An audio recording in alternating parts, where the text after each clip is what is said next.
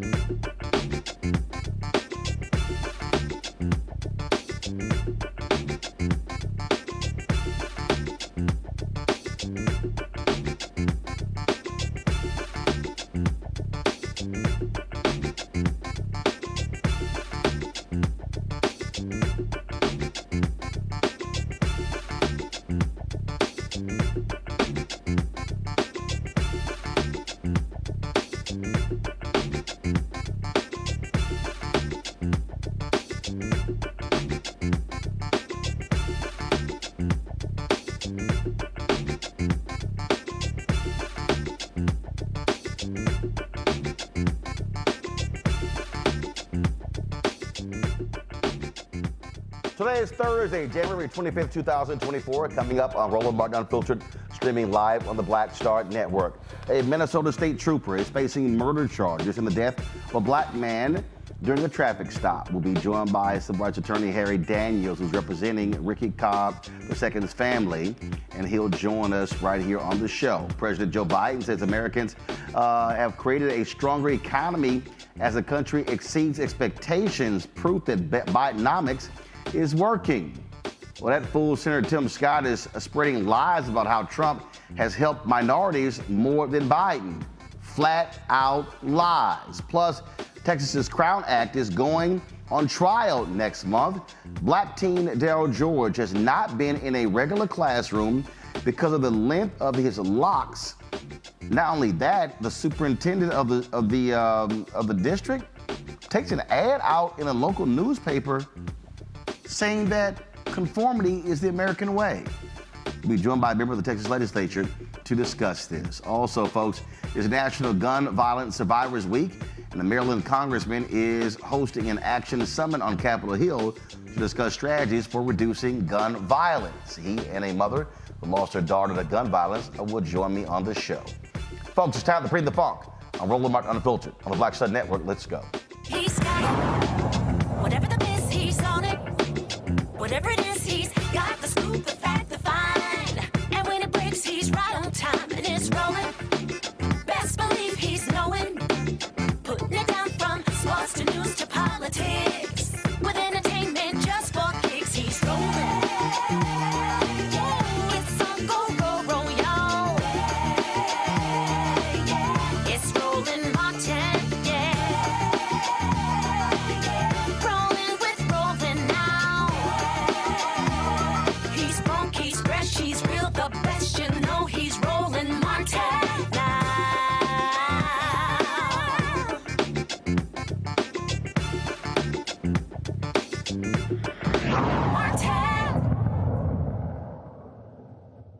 A Minnesota state trooper is charged with murdering a black motorist during a traffic stop. The stop took place on July 31st. Ricky Cobb II failed to get out of his car and took his foot off of the brake when officers tried to arrest him. Trooper Ryan Londregan shot Cobb as he drove away. He has been charged with second-degree unintentional murder, first-degree assault, and second-degree manslaughter. Hennepin County Attorney Maryland Moriarty said the officer's use of deadly force against Cobb was simply not justified. Joining us from Minneapolis is civil rights attorney Harry Daniels, who represents the Cobb family. Glad to have you here. So they stopped Cobb, and was he still in drive? And so what? He let his foot off of the gas, and the car, did it begin to speed away, or did it slowly begin to move away? Roland, that did not happen at all, and thanks for having me on.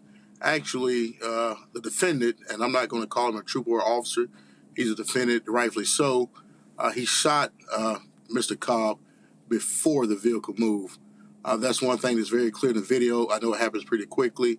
However, when you look at that video, slow it down, and as a district attorney reviewed that video, that before the vehicle moved at all, he had shot Mr. Cobb twice as a result of a firearm going off and striking him, shooting him.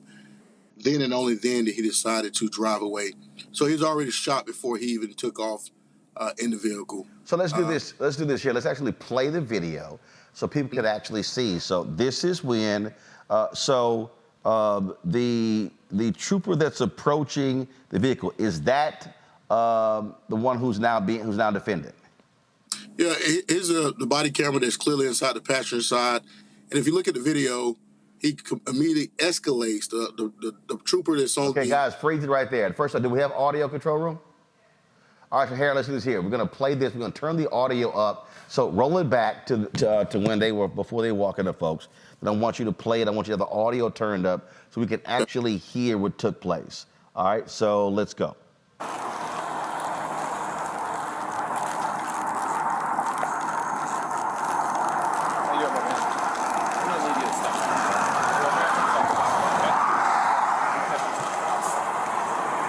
anytime y'all talk about, you need some stuff to talk about, y'all can take me to jail for what?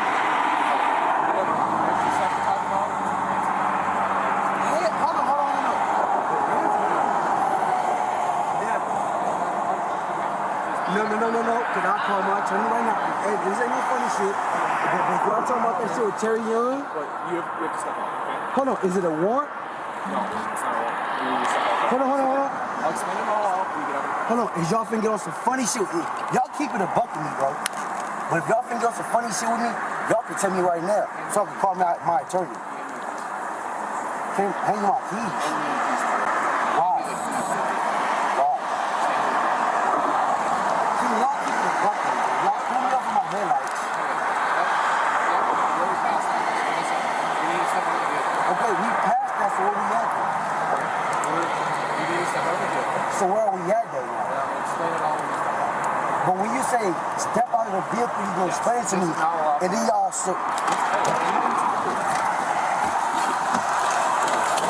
Get out of the car now!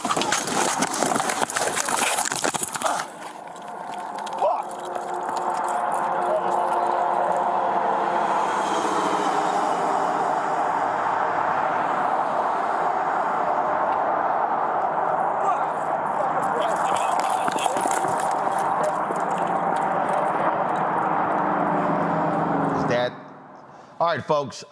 So this is the body cam. So, Harry, did his body cam simply fall off? Is that why this is the picture we have? Roland, I'm not 100% sure. Okay. I do know that body camera was in that position for a while. As you can see, before the vehicle moved forward, and he can hear it better. He couldn't really hear it that good, but he immediately shoots twice. His partner is reaching across to take Ricky out of the seatbelt, to unbuckle his seatbelt, but for Ricky's body, the other officer probably got shot. He shot him at point blank range. Anybody know point blank? That's not a time for the bullet to come out of barrel and drop down. It's a plain line from him shooting from the passenger side into ultimately striking Ricky. This is not a. So the trooper who shot was the one who was on the passenger side. That's correct. The trooper shot was the one on the passenger side. The one who's on the driver's side did not shoot. He was trying to extricate Ricky from the vehicle by reaching over. So, folks, do this here. Cue this one back up. Cue this one back up, the one that is cued back up, because, again, this is the body cam footage of the officer who was talking to Ricky on the driver's side. So let's play that. Patrols with Pat to the LTAC 2 for pursuit with shots fired. Westbound 94 from Dowling, David Boy, Frank 402. Valid protection order. 60 minutes of the car, stop 40 seconds. Status valid. Car stop 40 seconds. Order.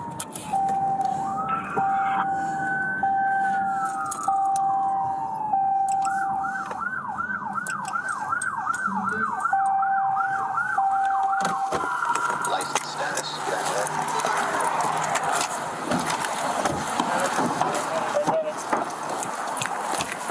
Paramedic.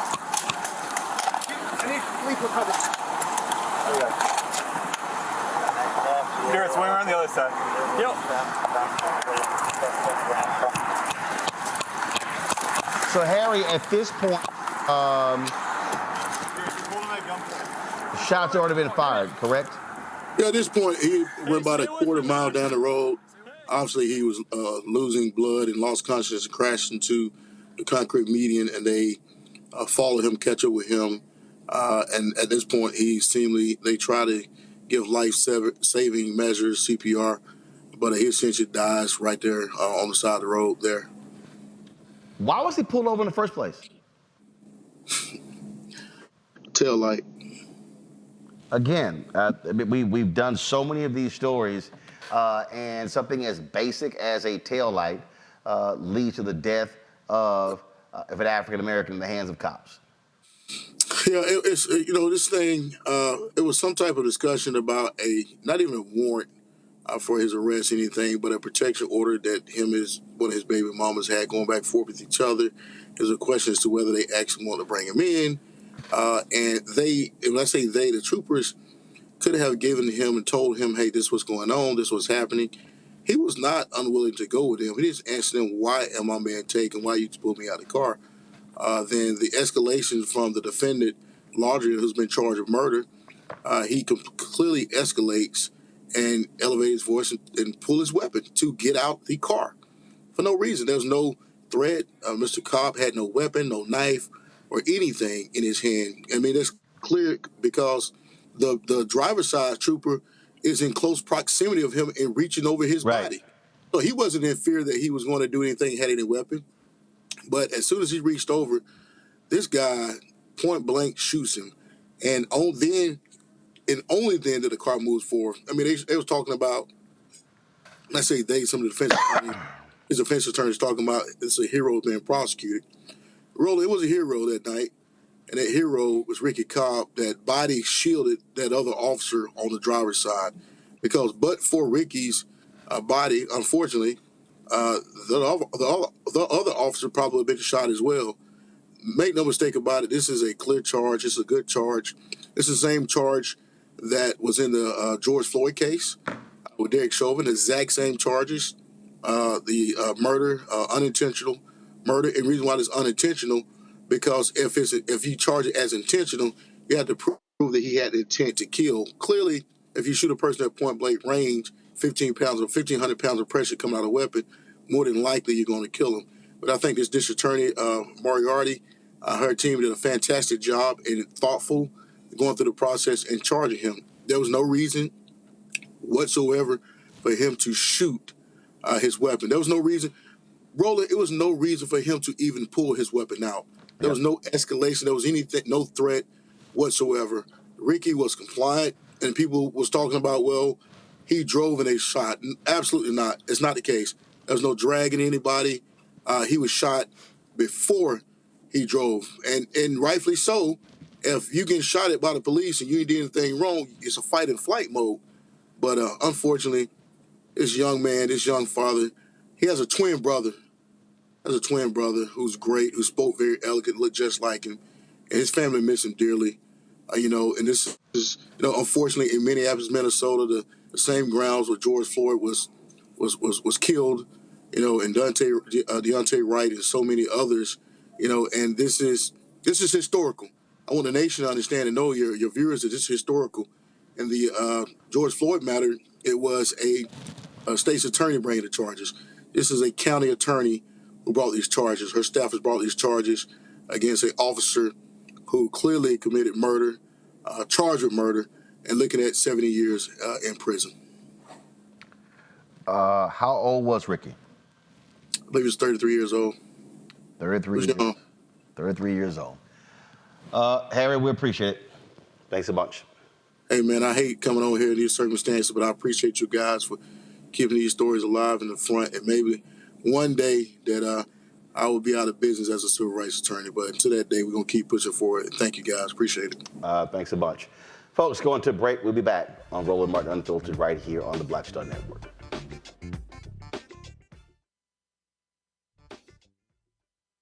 Hatred on the streets, a horrific scene, a white nationalist rally that descended into deadly violence. White people are losing their damn minds. As an angry pro-Trump mob storms the U.S. Capitol, we've seen We're about to see the rise of what I call white minority resistance. We have seen white folks in this country who simply cannot tolerate black folks voting. I think what we're seeing is the inevitable result of violent denial. This is part of American history. Every time that people of color have made progress, whether real or symbolic, there has been what Carol Anderson at Emory University calls white rage as a backlash. This is the rise of the Proud Boys and the Boogaloo Boys. America, there's going to be more of this. Here's all the Proud Boys, Dave. This country is getting increasingly racist in its behaviors and its attitudes because of the fear of white people. The fear that they're taking our jobs, they're taking our resources, they're taking our women. This is white fear.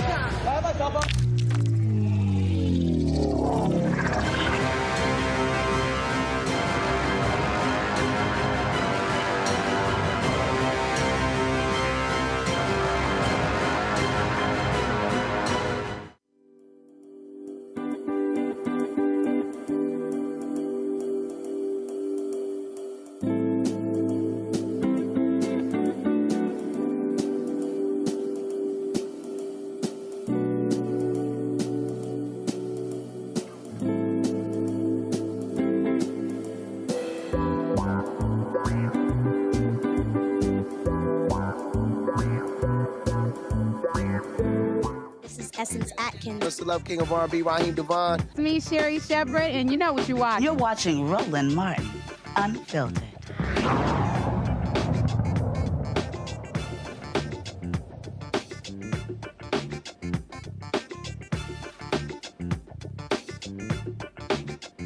All right, folks, our Thursday panel. Joining us right now, Dr. Greg Carr, Department of Afro-American Studies, Howard University, out of Washington, D.C. Ricky Cobb, host of the Ricky Cobb Show on Sirius XM Radio, out of D.C. as well. Lauren Victoria Burke, Black Press USA, Arlington, Virginia. Lauren, you often talk about having family members who are law enforcement officers, and I swear, I mean, over and over and over and over and over again, traffic stops leading to deaths of Black motorists.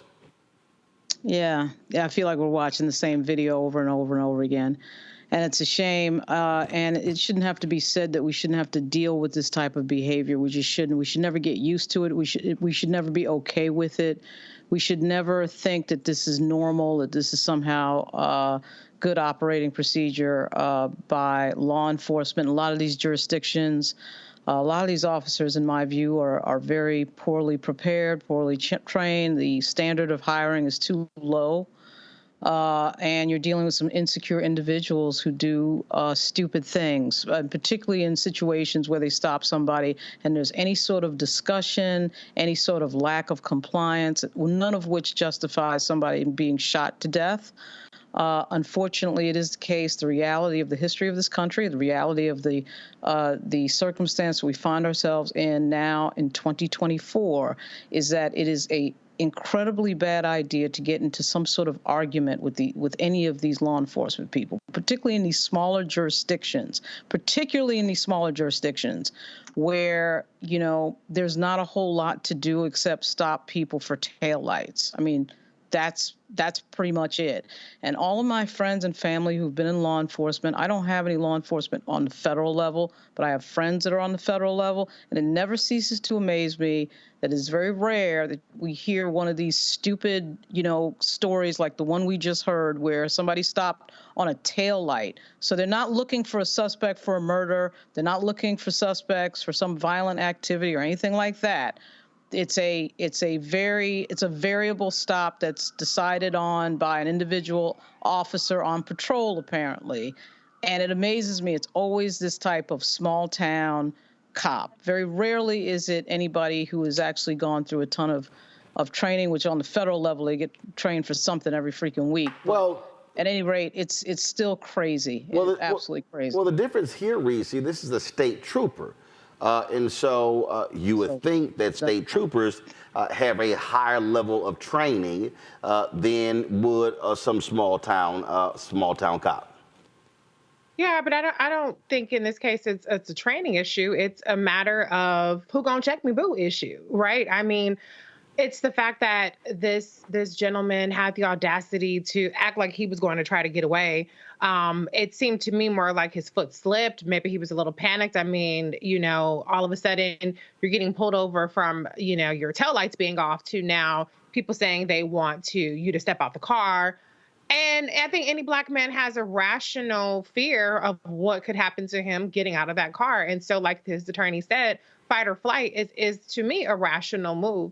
But I think it's ridiculous how these police officers expect full compliance, excellent judgment. Yes, you wouldn't normally want to do anything to arouse suspicion from these trigger-happy cops. But at the end of the day, it's a very scary situation. Yet for themselves, that standard of perfection, that standard of always keeping your cool about you and making sure that you don't do anything that can escalate a situation, they don't seem to have that. And so I think that it's encouraging to see charges here. I think that the burden is pretty low. I mean, it's not so much an intent crime as it is, look at the end result. Was that really necessary crime that he's charged with?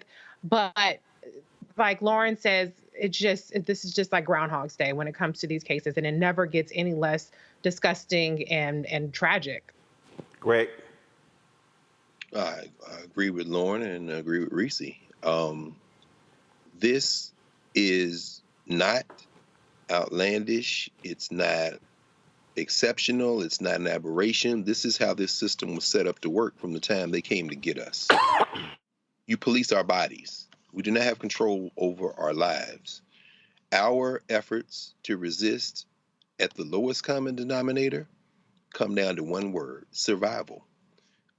This punk Ryan Londregan was hunting at 2 a.m., at 2:11 a.m. when he showed up 20 minutes after the two other hunters performing their job in the procedure that they have been trained to perform it, not the formal procedure, but I don't even call it informal, but the cultural procedure, which is to hunt, to confront, to escalate, to harm up to and through execution, and then to seek the protection and excuse of the system that put you in the position to hunt, to escalate, to harm, and then you'll get away with it. Now, hopefully this won't happen, but again, we have to stop looking at these things as if they are aberrations. This is the way they are cultivated to perform. So 20 minutes after he gets there, as we heard, you see them walk through and they've stopped him, but that's a pretense. We're going to now scan to see if we can escalate this further. And yes, they found that he had violated a protective order in nearby county, Ramsey County, but that there was no outstanding warrant.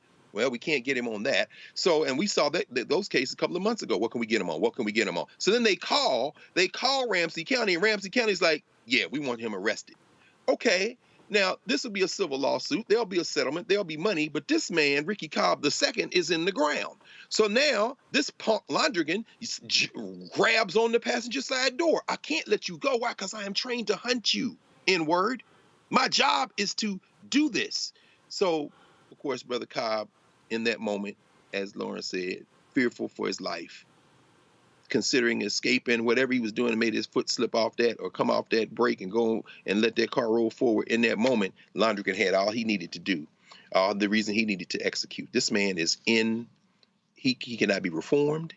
His system cannot be reformed. It must be remade. And by remade, I don't mean in the image that it's in now. This is a fundamental problem facing us as African people in this funky settler state. It's working the way it was supposed to work. Lauren, this is precisely why some police chiefs in a lot of these major cities have said to their officers, stop pulling people over for minor traffic violations. This very reason. Yeah, and a lot of times, if you watch the statistics with regard to deaths in custody for law enforcement, a lot of times it involves traffic stops, because what ends up happening is, someone is stopped on a highway and another car hits a police officer. So I'm not sure why law enforcement isn't encouraging their officers not to stop anyway, on top of the fact that these petty violations really, frankly, don't matter. In a lot of states, particularly Virginia comes to mind, is we have to register a car every single year. You have to register your car. So if you've got a down tail light, it won't pass registration. So you're not going to get past a year with that. So why are we wasting resources with law enforcement stopping people for these petty violations? And in fact, in the legislature, there have been some moves to encourage law enforcement not to make these types of stops, because this level of escalation happens. And by the way, state trooper comes down to what state we're in. A lot of these state troopers are podunk, and some of the states are pretty good at training the troopers, but other states are not. So it's a crapshoot in terms of training. And training does matter. I know we're sick of hearing training, and we should be sick of hearing training, but it does matter. And you'll see that the departments and the agencies that train a lot, federal is a good example of this, we're not seeing them in the news very much, because they don't get involved in these dumb, crazy incidents that don't make any sense. It's just increasingly frustrating, Reese, that it's a traffic stop. I think back to the brother who was shot with air freshener hanging down. And again, we do so many of these stories. Walter Scott, that was a tail light. I mean, just basic fundamental things, and we're sitting here having to deal with the reality of somebody black being killed and families having to bury people, and now go through all of that particular trauma over a damn tail light. Yeah, it's stupid, and that's because the people that they're pulling over, they know aren't a threat. That's why half the damn crimes go unsolved, because they too punk ass to get out there and solve some motherfucking crimes, fight some crimes. What happened to Crime Stoppers? Somebody having their tail lights off, just flash high beams, keep the goddamn moving. But this is what they're doing because they have a population of people that are sitting ducks, waiting for them to get their rocks off that night. Maybe they don't shoot somebody that night. Maybe they just berate them, harass them, kill some time, doing whatever the hell they need to do to make themselves feel important, except for doing the actual work of protecting and serving the public. And so, I mean, I'm a big fan of abolishing traffic stops personally. I just paid a $250 damn ticket, from little cameras and shit yesterday. And you know what? As much as that was painful, I would absolutely take that over having to interact with the police officer saying, ma'am, do you know why I pulled you over? I will pay that ticket and go on about my business and actually have a life to continue to live. And so as long as these traffic stops serve as a pretext to mess with people, we're going to continue to see these kind of stories, and we're going to continue to not see any decline in the actual crime being solved and stopped in our communities. And of course, and we're likely going to see unions and other cops out there now complain, oh, this hurts morale, stuff along those lines. They want complete and utter protection as opposed to holding folks accountable, Greg. Absolutely. And it does hurt morale. It should crush morale. It does irritate them. It should irritate them to retirement or finding other work. What happens to those police chiefs, to those district attorneys who are appointed on promises to do things like stop these small arrests? What happens to them? They are opposed by the, quote, rank and file. The culture of hunting is the culture of policing. And those good people, and by that I don't mean make a good-evil distinction here, although Ryan Londregan has taken a life for no reason. And so we know what side of the ledger that falls on if we were to say good and evil. But that having been said, anyone who tries to oppose this from the inside will be opposed by the rank and file. It should destroy their morale. It should reach into their souls and turn them inside out. So we have to change the way I think we talk about these things. So when we say, well, if there's a way to reform policing so that it won't hurt morale, that's not true. We should say instead, we are going to destroy your morale. We're going to overwhelm you by our collective force, whether it be through the ballot box, through protests, through appointments of police chiefs and supervisors, and the election of officials, district attorneys, and congresspeople, and city officials and others, and the creation of civilian review boards and all that. We must come forward collectively to destroy the police and remake whatever public safety concept we need in the image of the people who should be being protected. Because these people are rogues. They recruit the Ryan Londregans of the world to do exactly what they did to Ricky Cobb. Folks, hold tight 1 second. Got to go to break. We come back. We'll talk about gun deaths in this country and the effort to lower them, stop them. We'll discuss that next right here on Roland Martin Unfiltered on the Black Star Network. Be sure to support us in what we do, folks. Our Bring the Funk fan club. Our goal is to get 20,000 of our fans contributing on average $50 each to raise $1 million to offset the cost of not only running this show, but the other shows on the Black Star Network. There's no other black-owned media outlet doing the kind of content that we do every single day here on this network. Your support is critical to us doing what we do. So you can see your check and money order to P.O. Box 57196, Washington, D.C., 20037-0196. Cash App, $RM Unfiltered. PayPal, R Martin Unfiltered. Venmo is RM Unfiltered. Zelle, Roland at RolandSMartin.com. Roland at RolandMartinUnfiltered.com. We'll be right back.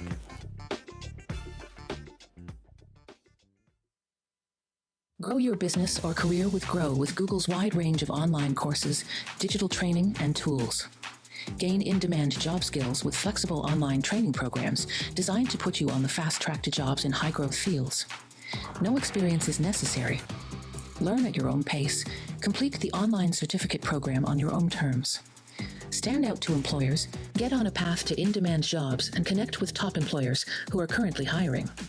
Take one professional career certificate program or all 6. Earn a Google Career Certificate to prepare for a job in a high-growth field like data analytics, project management, UX design, cybersecurity, and more. All professional career certificate programs must be completed by December 31st, 2024. Scan the QR code to complete the application. There are 1,000 scholarships available. Grow with Google and J. Hood and Associates. Be job ready and qualify for in-demand jobs.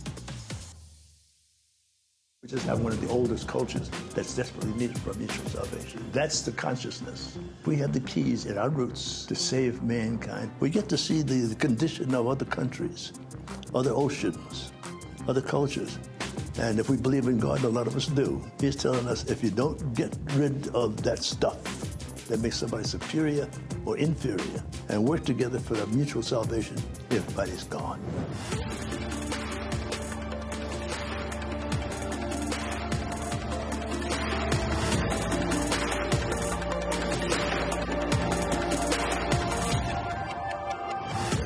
On a next, A Balanced Life with me, Dr. Jackie, we're going to be talking about common sense. We think that people have it, know how to use it, but it is something that people often have to learn. The truth is, most of us are not born with it, and we need to teach common sense, embrace it, and give it to those who need it most, our kids. So I always tell the teachers to listen out to what conversations the students are having about what they're getting from social media, and then let's get ahead of it and have the appropriate conversations with them. On a next, A Balanced Life with me, Dr. Jackie, here at Black Star Network.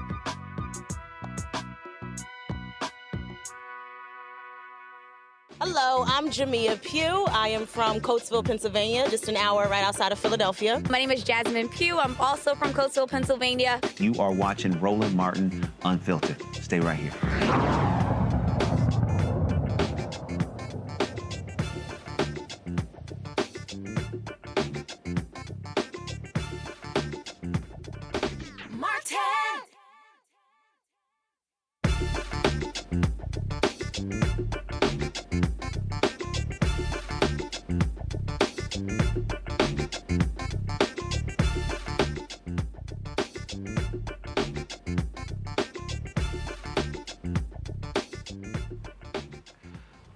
Number of people killed annually in America is still too high, those who die by guns. Now, the number of gun-related deaths is on the decline. 2023, there were 18,874. That was a drop from what we have seen over the last 3 years, but that is still simply 18,874 too many. Maryland Congressman Glenn Ivey wants to keep that decrease continuing. That's why he is hosting the inaugural Prince George's County Gun Violence Survivors Week Action Summit. He is joined along with Dr. Tyrese McAllister, whose daughter was a victim of gun violence. So glad to have both of you here on Roland Martin Unfiltered. Glenn, what we continue to face is this here. If people want to understand the difference between two parties, Republican and Democrat, you literally have one party that whatever the NRA wants, they do. Yeah. When we have seen gun violence in this country, when we have seen mass shootings, Tennessee, where there was a school shooting, one of the first things they did was grant immunity to a gun manufacturer in that state. And so that really is, if people are sitting here at home saying, hey, both of these parties are the same, this is a perfect issue where it's clear they're not. That's absolutely right. We're trying to move bills through Congress right now that are just really straightforward. I'll give you a couple examples. I've got a bill that's called Raise the Age. It would take the age from 18 to 21 to purchase an assault weapon. It's already 21 to buy a handgun. I can't get one Republican to co-sponsor that bill. Another one, ghost guns. The only reason you have a ghost gun is if you want to commit a crime and not get caught because they don't have serial numbers on them. And people who can buy them just over on the internet. Can't get one Republican co-sponsor for that one either. So, just really straightforward stuff, expanding background checks, red flags, and the like. They're not co-sponsoring or supporting any of those, much less bringing them to the floor for a vote. So we're going to keep trying to push to get those. We're trying to use discharge petitions, which is an arcane strategy. But we need to try everything we can to try and address these problems. This right here, Dr. McAllister, is a perfect example of when I hear people say, you know what, I'm just going to sit this one out. I'm not going to vote. Whether it's for president, whether it's Joe Biden, whether it's Vice President Kamala Harris, whether it's for U.S. Senate, for members of Congress, whether it's for state elected officials. And I keep saying, well, you can't say there are issues that you care about, but then you're going to sit elections out when it's the politicians who are the policy makers. You're absolutely right. It's very frustrating, especially for a person like myself who lost a daughter or child to gun violence, that people would even think to sit this out or to not get involved in other ways. Like, we need all hands on deck. Because the Republicans aren't doing anything, we definitely need everybody else to do something that will help gun violence. So, Congressman Ivey, what will this summit do? What's the plan of action? Well, it's a sort of multi-pronged approach. We're trying to do things where we're bringing survivors together, like Dr. McAllister, who unfortunately are in this club now, basically, where they've lost a loved one to gun violence. They might have been parents, might have been siblings, but they lost someone. But there's a power that comes from that. So you've got people like Dr. McAllister who've turned that pain into power and are trying to use it to impact policies at the state and local level and the federal level too. But also they formed a network where they're providing support to each other, other parents or siblings who just are recently going through something that they've gone through before. And Dr. McAllister actually has a background in mental health treatment too, so she's especially good at this. Another big part of what we're trying to do is get resources to the communities, grants. The Biden administration has been fantastic, not just on this front, but across the board. But, in getting funds for key programs, like we're trying to get violence interrupters. We're trying to do programs that incorporate the hospitals. We're trying to do outreach to get additional treatment, mental health treatment, from an intervention and prevention standpoint, instead of waiting until after some shooting has taken place and somebody's been hurt or killed. So there are all of these kinds of things we want to try and bring forward tomorrow. And see if we can sort of come together, work together, and move forward together. Doc, do you and others plan to go knock on the doors of Republican members of Congress and say, why don't you attend this summit and see if they even will show up? We had not planned to do that, but I think that's an amazing idea. We definitely need to hold elected officials accountable, because no matter how you got in office, no matter who voted you in, you are supposed to hold their office for every person that you're over. And so we do need to do that. So thank you for that idea. I think we should be more aggressive. Questions from the panel. Reese, you first. Yeah, I want to know how can you influence at least funding towards these programs outside of the official legislative process, where you have to get a bill passed, like in the appropriations or any of those kinds of methods of getting more funding towards preventing gun violence? Great question. I mean, there's a couple of ways to go about it. One is through the grants process. So the Department of Justice, which had a lot of programs, their burn grants and other grant approaches for these types of programs, have been dramatically expanded under the Biden administration and continue to grow. And the Biden administration also launched the first ever White House office that's focused solely on reducing gun violence. So they're really helping to try and get that out. We're trying to get the word out as well, so people who need these grants to provide the services at the local level, like in Prince George's County, have access to those dollars. Secondly, we're blessed to live in a state, Maryland, where the state legislatures and localities and the counties are providing services and funding to do this as well. They see the importance of it. They're passing laws that we can't get done at the federal level, like banning ghost guns, for example. They're doing it at the local level too. So it's got to be a 1-2 approach, and I think we're aimed at really trying to build that up and expand it and accelerate it tomorrow morning. Greg? Thank you, Roland. And reading through the materials for the summit, one thing continued to come to my mind. I want to ask you all about this. We know that guns are a symptom, albeit a deadly one, of some underlying, very deeply structural cultural problems. We talk about education. We talk about employment. In the current environment where a number of the folks who push back against gun control legislation and anything related to that are folks who profit greatly, how can we think about the nature of this problem more deeply in terms of the culture of violence that this society foments and the profit factor as it relates to people who have a vested interest in continuing to kind of foment that culture of violence?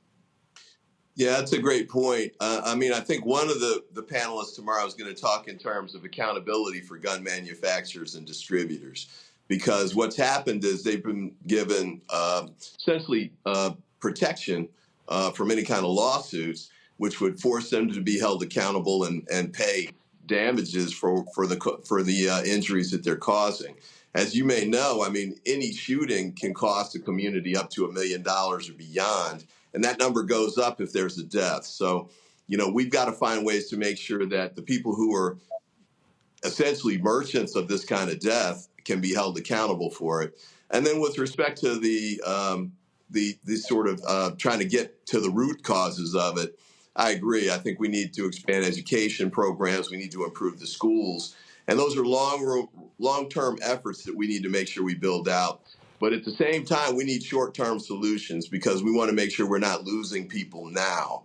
We've got kids dying like Dr. McAllister's daughter. We need to make sure we're doing everything we can to derail that as quickly as possible. And so we're looking to some of these quicker term solutions like the violence interrupters and other strategies like that. Lauren? Ms. McAllister, sorry to hear about your daughter. Congressman Ivey, when you were a prosecutor, I guess a little bit along the lines of what Professor Carr was saying, getting to this point where we might be able to sue the gun manufacturers. Was there any idea that you had maybe during your prosecutorial years of getting after things like banning the ammunition used in a lot of the more popular weapons that are used on the street, which is almost, I guess, every weapon? But I mean, is there any other outside the box thinking? Because certainly federal legislation seems to be completely off limits, but I just wondered, Congressman, is there anything out there that might be something that could stop gun violence that isn't the typical inside the box things that we keep seeing, like red flag laws and stuff like that? Well, I think it's got to be a comprehensive and coordinated approach. So there's no individual solution or policy that's going to fix this whole problem because it's too big. I mean, there's 400 million guns out there. And as Dr. McAllister's talked about, there's mental health issues for young people across the board. Some of them have grown up in communities where they've lost friends or cousins and haven't necessarily gotten treatment or assistance for that. But, when I was state's attorney from 2002 to 2010, there was a period where we overlapped with the assault weapons ban, and we saw that it had worked. But the Republicans were able to keep us from extending it.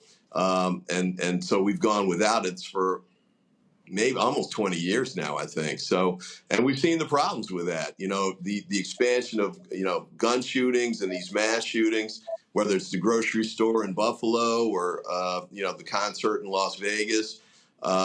We've got kids now. When I was a kid in school, we did fire drills. Now they do active shooter drills. So those are the changes that we've had to deal with. But we have to try and find whether it's a new approach, like some of the things that, like the violence interrupters are not brand new, but they're new to some communities, including Prince George's. We've only had those for a couple of years. We want to try and expand those. And there's some things that are just tried and true, like intervention and prevention programs, faith communities, coaches. Sometimes it's tutors, mentors. Sometimes it's reaching a kid is the biggest solution. It doesn't necessarily have to be a new law or something. One person can make a difference in a kid's life. Thanks. Dr. McAllister, so question for you, Doc. What would you like for residents, regular, ordinary people to do? People out there who suggest that, they're powerless. What do you want them to do? I want them to realize that they have more power than they think. I want them to do something. Everyone can do something, whether it's write a check, talk about it on social media, join an organization that's doing the work, mentor a child, take care of your own children, right? Like address the issues in your own household. Everybody really has to do something because this is, no matter what your socioeconomic level is, nobody wants to bury a child. But we've got to be able to do something about it. And everybody has power to do something. Absolutely. Dr. McAllister, Glenn Ivey, we surely appreciate it. What time is the summit and where? It's tomorrow morning from 9 to 1, and it's at the Library of Congress here in Washington, D.C. It's across the street from the United States Capitol. So everybody's welcome. Come on out. We, as Dr. McAllister said, we need all hands on deck, and we'd love to have you there. All right. Well, appreciate it. Good luck with it. Thanks a lot. Thank you. All right, folks. Coming up next on Roland Martin Unfiltered, Senator Tim Scott. Really? He's trying to clap back at some folks. After that Stephen from Django performance he did with Trump on stage. Got that for you. Also, Donald Trump has told Republicans, hey, don't do anything about the border. Don't fix it because I want to run on it. Well, Senator Mitt Romney had some words from him about that as well. I'll discuss all of that next right here on Roland Martin Unfiltered on the Black Star Network. When you talk about blackness and what happens in black culture, we're about covering these things that matter to us, speaking to our issues and concerns. This is a genuine people-powered movement. There's a lot of stuff that we're not getting. You get it, and you spread the word. We wish to plead our own cause. Too long have others spoken for us. We cannot tell our own story if we can't pay for it. This is about covering us. Invest in black-owned media. Your dollars matter. We don't have to keep asking them to cover our stuff. So please support us in what we do, folks. We want to hit 2,000 people, $50 this month, raise $100,000. We're behind $100,000, so we want to hit that. Y'all money makes this possible. Checks and money orders go to P.O. Box 57196, Washington, D.C. 20037-0196. The Cash App is $RM Unfiltered. PayPal is R Martin Unfiltered. Venmo is RM Unfiltered. Zelle is Roland at RolandSMartin.com.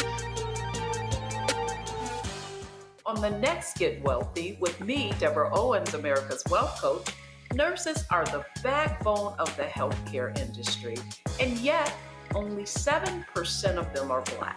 What's the reason for that low number? Well, a lack of opportunities and growth in their profession. Joining us on the next Get Wealthy is Needy Bidenomics. She's going to be sharing exactly what nurses need to do and what approach they need to take ownership of their success. So the Black Nurse Collaborative really spawned from a place and a desire to create opportunities to uplift each other, those of us in the profession, to also look and reach back and create pipelines and opportunities for other nurses like us. That's right here on Get Wealthy, only on Black Star Network.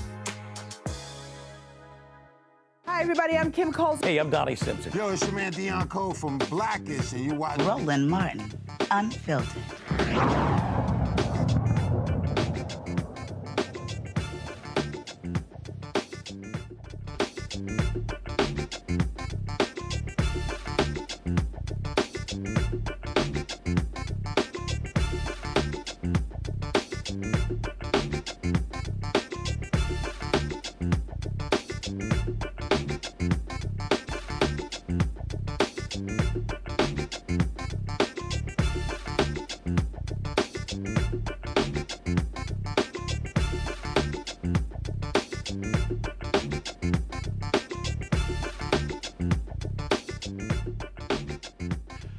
All right, folks, South Carolina Senator Tim Scott is calling out liberals for criticizing his endorsement of Donald Trump. He sat down with Fox News, and Scott had the audacity to spread lies and misinformation by saying Trump did more for minorities than President Joe Biden. Ready for the lies? Let's go. Were you expecting this? I was this not, kind of treatment? I was not, but here's what I do expect. Oh, I was expecting it. I expect the left to lose their minds because Donald Trump did more for minorities than Joe Biden will ever do. Think about the fact that Donald Trump put more money in historically black colleges and universities than any other president. How about wages and small business? Stop right there. See, okay, all right. Now look, we have absolutely proven that that's a lie. Dr. Walter Kimbrough, two-time HBCU president, has worked at others, has consistently shown that to be a flat-out lie.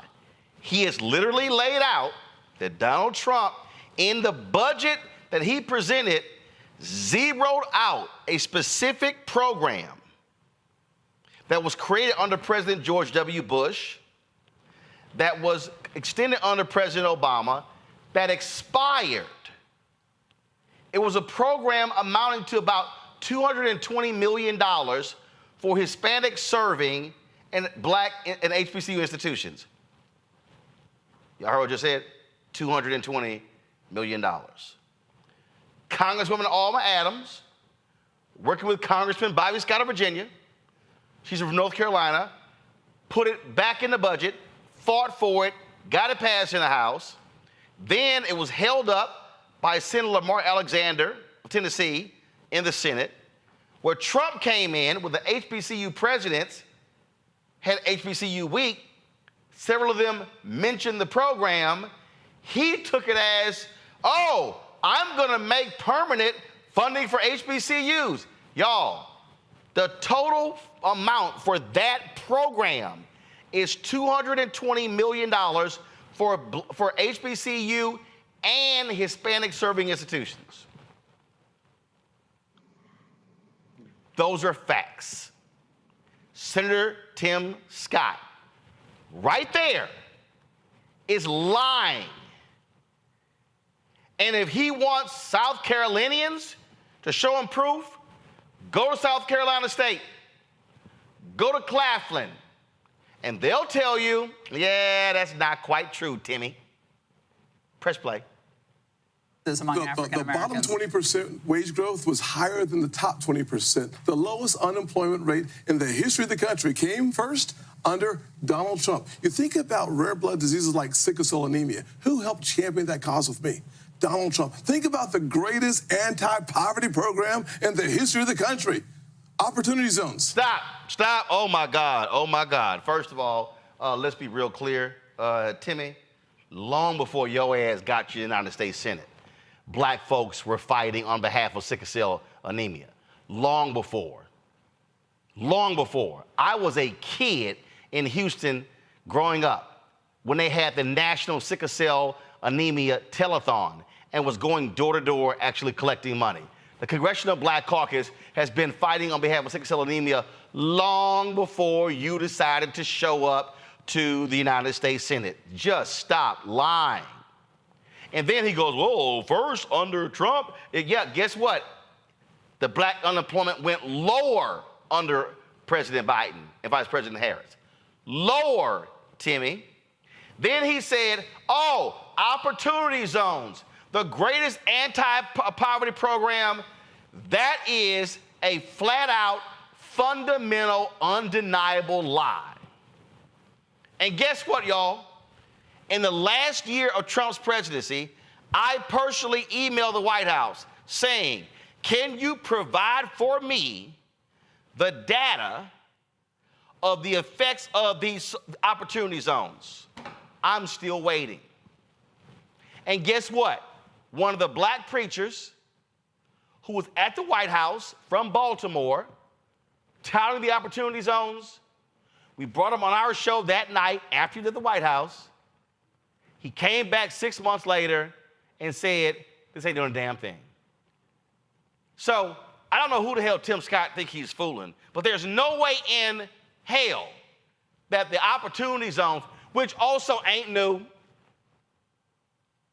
HUD Secretary Jack Kemp was touting the exact same thing. This is not new. All that is done is give tax breaks to developers. And I dare I dare Senator Tim Scott to come on this show and bring with him the data to show me and prove me wrong how Opportunity Zones have been the biggest anti-poverty program in history. You can go on Fox News and lie, Tim, because Laura Ingraham ain't the brightest bulb in a dark room. She don't know jack about black people, so she's not gonna challenge you on any of this. What you said is a lie. Go ahead and play the rest of these lies. How about just a good economy? That helps. That helps African Americans. 7 million like new the jobs. rest of us. Guess what? He helped white people and black people and brown people. I mean, he liked everybody. But they're going really personal on you, and I'm used to it because of what they've done to Justice Thomas, who's been my friend for 40 years, and it's so disgusting, it's so predictable, and it's so lame. They're out of ammunition, they're out of ideas, so it's you have to agree with them. Or you hear it, you're an Uncle Tom. Absolutely. That's what they say. Listen, the most bigoted comments I hear today come from liberals. The racists that we should just turn our focus towards are teachers' unions who trap poor black kids in cities like Chicago out of their greatest future because they refuse to let them go to good schools. I can't imagine why the Democrats have not just said, dear people, I'm sorry, we resign, love DNC. Truly, that's the best thing they could do for the nation. And frankly, I'm looking forward to bringing this race for Donald Trump to be our next president to my home state of South Carolina so the race can be over and we can focus on firing Was it uncomfortable up there? And guess who Tim Scott won't talk to? Black people. Anybody black people watch Fox News? Ain't nobody black watching Laura Ingraham. And then, who the hell does she think she is? All the racist crap that we hear from her and numerous folks on Fox News. Can y'all please show me the clip of Laura Ingraham and Senator Tim Scott condemning Charlie Kirk for saying, oh, if there's a black pilot flying, I'm getting off because they probably got in through DEI. I'm sorry, that clip don't exist because they're not calling him out. See, here's my whole deal. And I can look at history. I got his book at home. If Bob Brown was on the show, Bob Brown could actually, and I know Greg got the book over there somewhere, Bob Brown could actually say what he did as basically the top African American under President Nixon for black folks. Oh, he could boom, boom, boom, boom, boom. Bob Brown wouldn't have to lie. He would not have to lie. But Senator Tim Scott he's literally, y'all, what he said is easily disproven. But when you're talking to a fool like Laura Ingraham, who ain't never ran into a fact she couldn't distort, it feeds the beast to say, see, the black senator, he said that Trump did all this stuff for black people.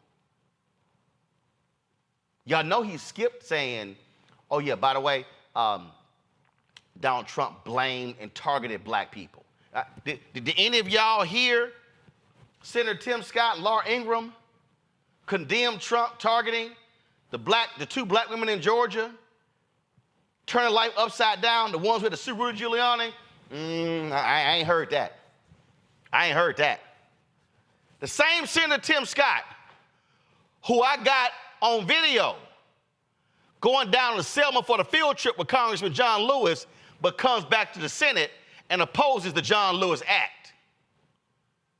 Oh yeah, the same Senator Tim Scott who thwarted the George Floyd Justice Act.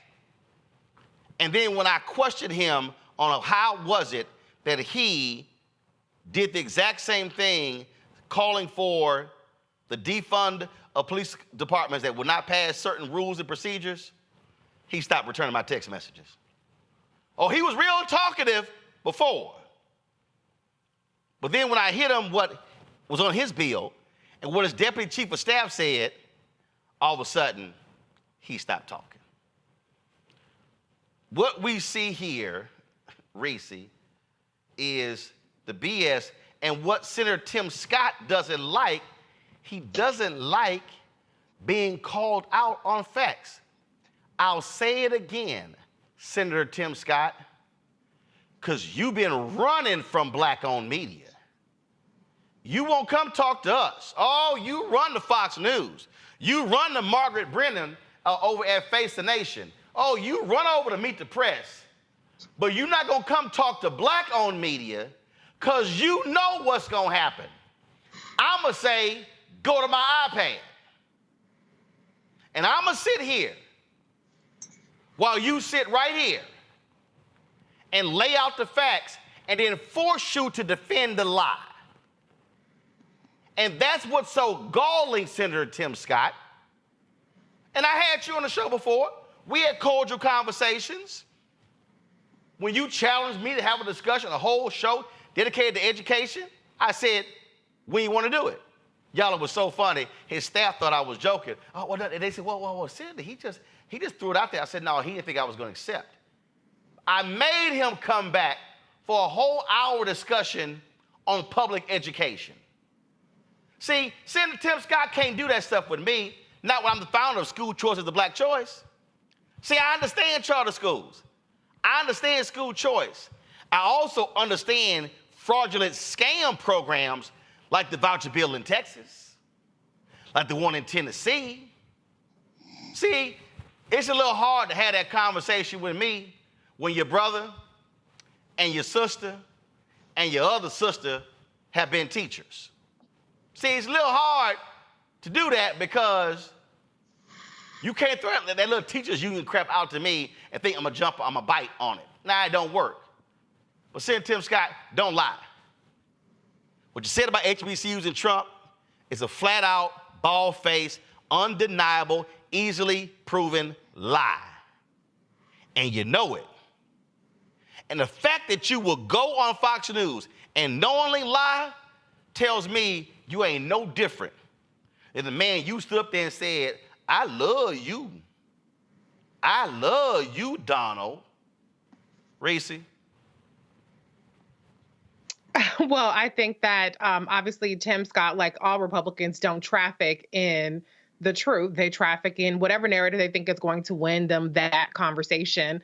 I think Tim Scott is feeling a little bit of heat and maybe a little bit embarrassed for the way he debased himself multiple times now with this buffoonish minstrel-like performance that he puts on to show his fealty to Donald Trump. I mean, the eyes bulging, appropriating Fannie Lou Hamer. It's disgraceful and it's embarrassing. And he's going to piss a lot of black people off being a buffoon for Trump. I mean, have some damn dignity, sir. You are a freaking U.S. senator and you're sitting up there acting like the male version of Diamond and Silk to try to get on that VP ticket.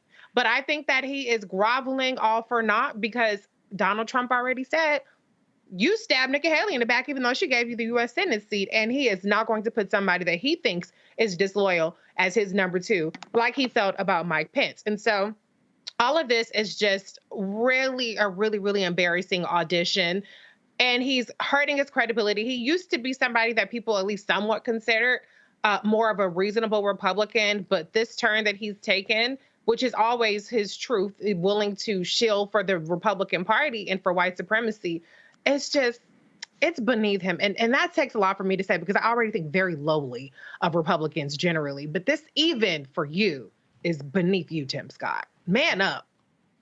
Lauren? Yeah, I mean, he perfected three stereotypes in one moment. It's actually pretty impressive. He did the magical Negro. He did the special black friend. I mean, Harriet Beecher Stowe would be very proud of the performance by Tim Scott in this last week. And the lack of self-awareness there is pretty amazing. I actually think that he does have, in fact, a complete lack of self-awareness. And, you know, as somebody who's met him and talked to him a few times, he seems like a perfectly nice guy, but I cannot imagine that somebody from his office did not call him or somebody from his family did not call him after that. What we saw last week, because it was pretty stunning not to realize what you look like in front of the nation to somebody who has said that who has attacked your colleagues like Maxine Waters and certainly several other Black members of Congress, has referred to Baltimore as an S-hole and African countries as an S-hole, and then said that Mexicans were murderers and rapists. I mean, this is the person that Tim Scott wants to be vice president to. This is the person that he looked at and said that he loved. I mean, it is incredibly embarrassing on a level that is beyond minstrelsy. And the idea that as Reese just said, a U.S. senator would just embarrass himself like this is even beyond what we're typically used to when we see people kissing Donald Trump's ass right in front of everybody. But I think it's particularly embarrassing when we consider who Donald Trump is. You know, if this was George W. or George H.W. or Ronald Reagan, yeah, it would be terrible. But Donald Trump, really, Tim Scott, this is who you want to be the vice president to. Now, I would like to think that he's got some Machiavellian plan in his head that maybe Trump is going to be thrown out of office should he be elected again, or that he could possibly become president should he be his vice president. But I actually don't think Tim Scott's that deep of a thinker. I just think that he's just some dude from South Carolina. But man, that was unbelievably embarrassing what we saw this week. Greg. That was a beautiful, not even a takedown, because you didn't do it. It wasn't mean-spirited, Lauren. That was just beautiful. Yeah, I can see that on C-SPAN instead of R-SC for Senator Scott when he speaks. Tim Scott, paren, just some dude from South Carolina, close paren. Because I think that frames it perfectly. I mean, Tim Scott is an incredible blend, an alloy of political ambition and complete and utter, what did the brother at Dartmouth, Judge Charlotte, say the other day? Naked self-abasement. Booker T. Washington had an excuse. Booker T. Washington had an excuse. He had felt the lash. He came out of slavery. And Booker T. Washington never abased himself personally. He kikied for the money from the white folk, from the Carnegies and the Baldwins and the railroad people, and he used it for Tuskegee and to run his Tuskegee machine, and ultimately improved the lives of a number of Black people and pissed off people like Monroe Trotter and Ida Wells and W.B. Du Bois. But there was a political thing, and there was an excuse. You came out of slavery.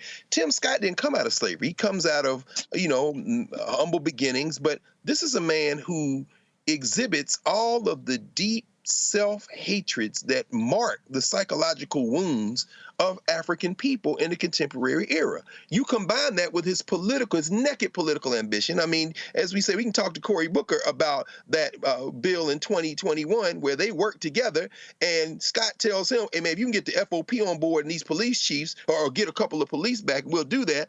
And then Cory Booker gets the Fraternal Order of Police and the IAC of Ps, the International Chiefs of Police, to sign on to this reform legislation that still didn't have qualified immunity on it. What does Tim Scott do? He leaks the damn draft of the bill to the Sheriff's Association to give him cover to tank it. Why? Because he think one day he's going to be president. This fool, this handmaiden, this fool. And so finally, Al Sharpton was right today to say he's humiliating.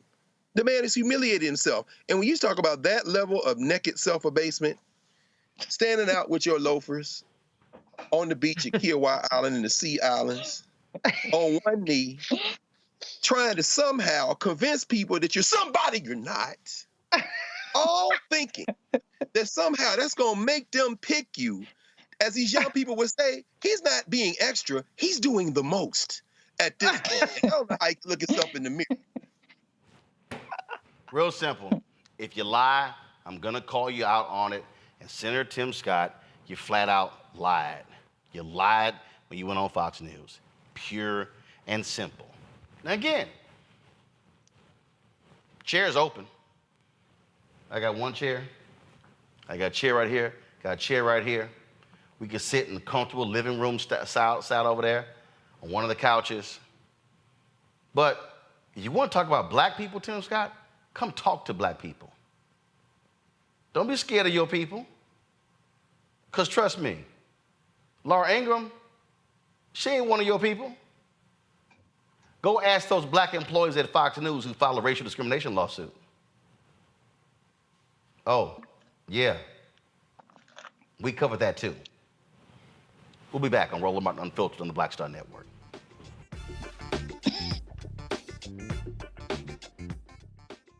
Next on the Black Table with me, Greg Carr. We look at the history of emancipation around the world, including right here in the United States, the so-called end of slavery. Trust me, it's a history lesson that bears no resemblance to what you learned in school. Professor Chris Manjapra, author, scholar, amazing teacher, joins us to talk about his latest book, Black Ghost of Empire, The Death of Slavery and the Failure of Emancipation. He explains why the end of slavery was no end at all, but instead a collection of laws and policies designed to preserve the status quo of racial oppression. The real problem is that the problems that slavery invented have continued over time. And what reparations are really about is saying, how do we really transform society, right? And stop racial violence, which is so endemic. What we need to do about it on the next installment of The Black Table, right here on the Black Star Network. Next on The Frequency, we have an incredible conversation with my guest, Nadira Simmons, talking about her new book, First Thing First, Hip-Hop Ladies That Changed the Game. The founder of Gumbo Net tells us the stories behind the women in hip-hop, starting with the first woman that promoted the hip-hop party to Megan Thee Stallion. There's even a chapter on me. That's next on The Frequency on the Black Star Network. We just have one of the oldest cultures that's desperately needed for mutual salvation. That's the consciousness. We have the keys in our roots to save mankind. We get to see the condition of other countries, other oceans, other cultures. And if we believe in God, a lot of us do, He's telling us if you don't get rid of that stuff that makes somebody superior or inferior and work together for the mutual salvation, everybody's gone.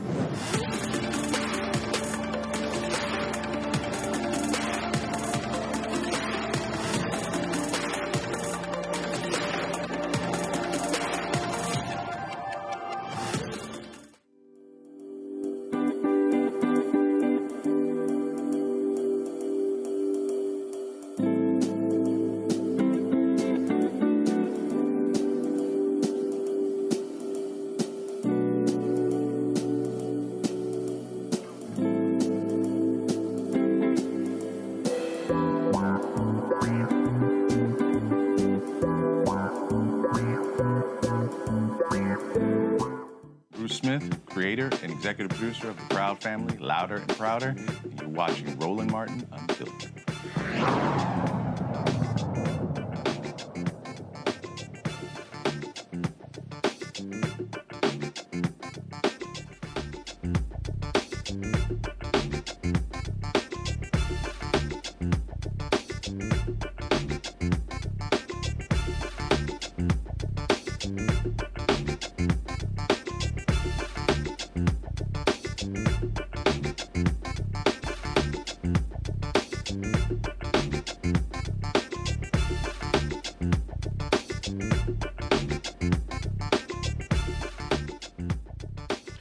Folks, a Texas judge has ordered a trial to be held next month to determine whether a black high school student can continue being punished by his school district for refusing to change his hairstyle.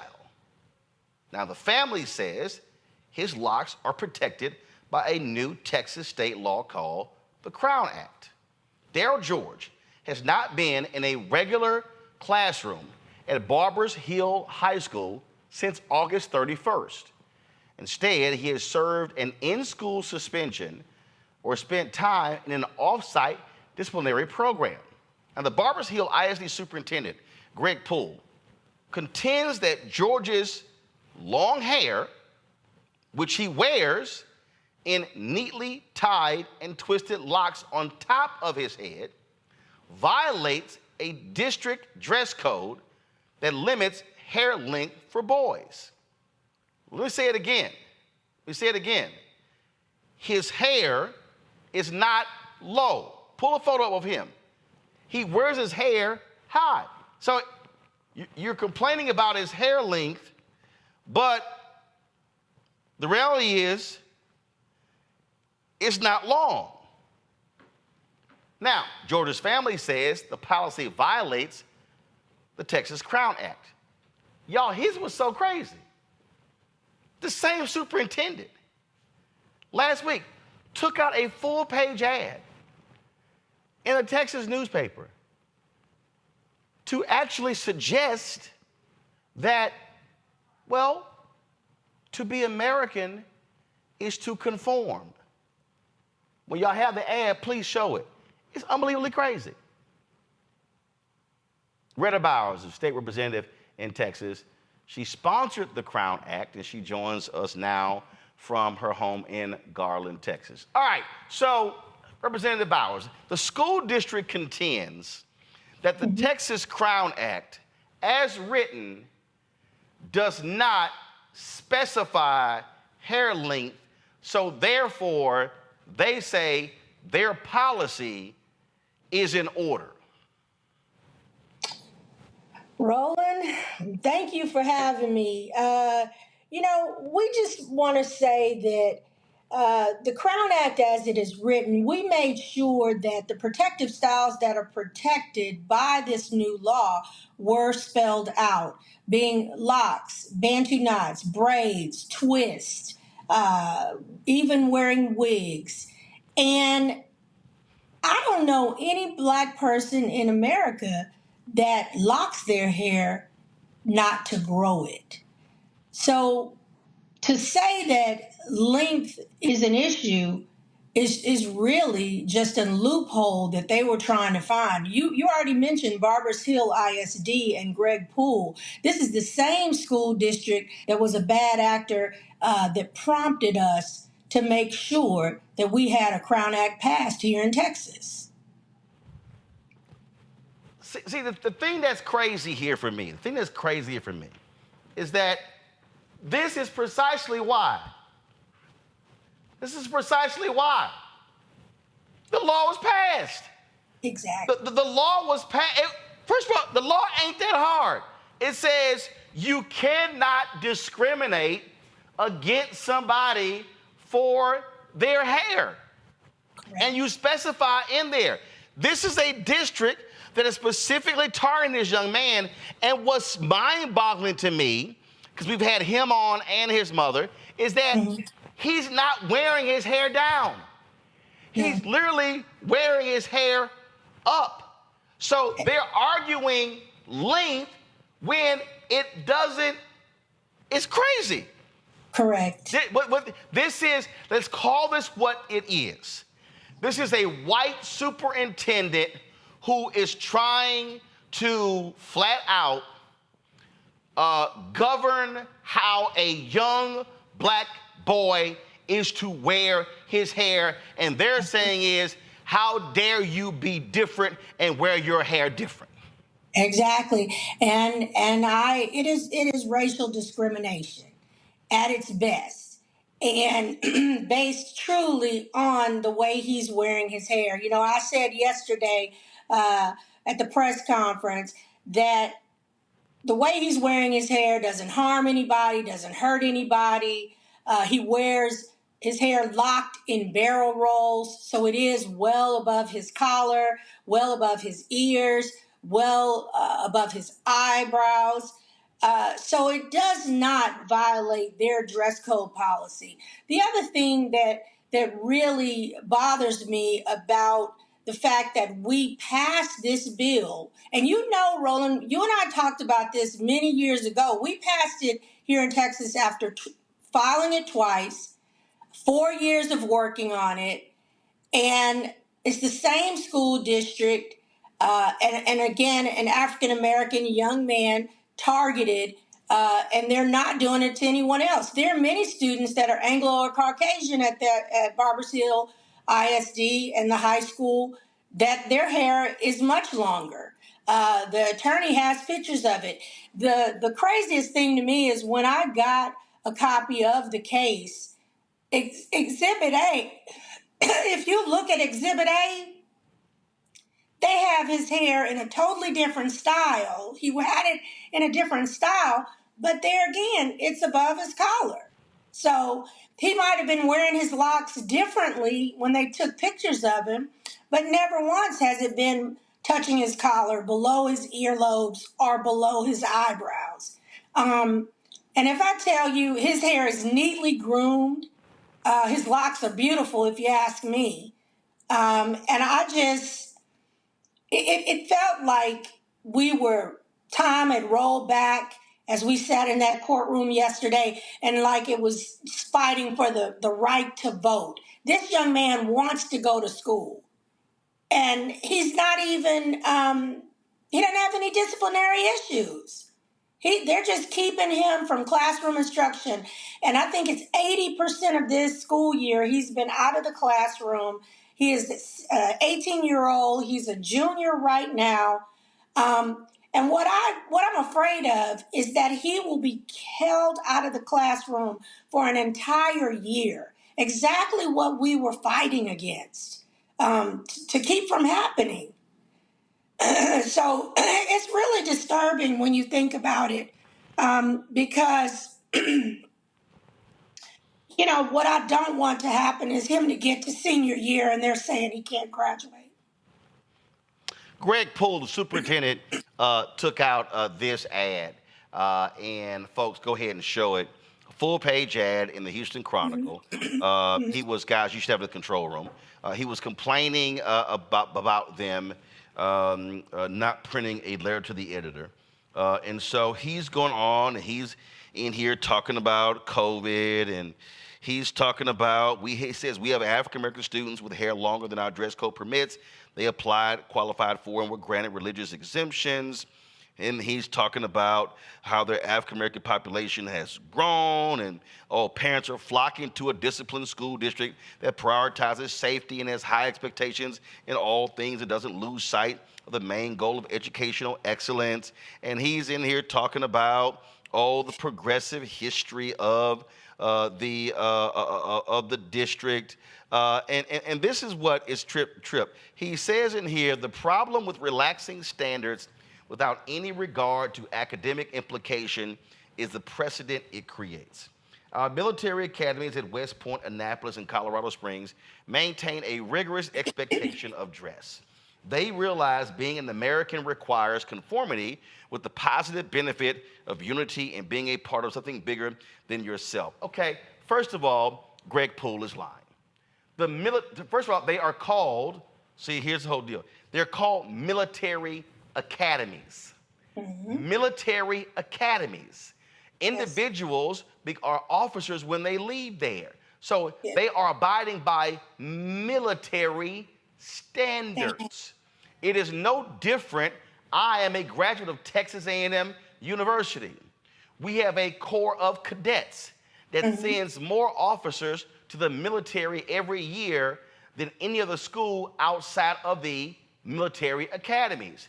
If I chose to become a member of the Texas A&M Corps of Cadets, I would have to abide by the dress code of the Corps of Cadets, the hairstyle of the Corps of Cadets. But because I did not become a member of the Corps of Cadets at Texas A&M, I was a regular student. So it's nonsensical for the superintendent to say, we have our military academies and it's about American conformity, when he gets to dress how he wants to, unlike the leaders of the military academies that he mentioned. Yeah, and Roland, you're exactly right. We're from the same hometown. I'm from Houston. I'm from Detroit, and I'm going to be honest with you. I'm from 3rd Ward, and the reality is, when you talk about conformity, Barbers Hill ISD is the one who is not conforming. They are not complying with what is the law in Texas right now. And they are not wanting to change their dress code policy to adhere to the Crown Act.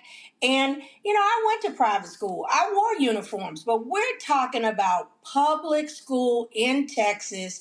And right now, race-based hair discrimination is against the law.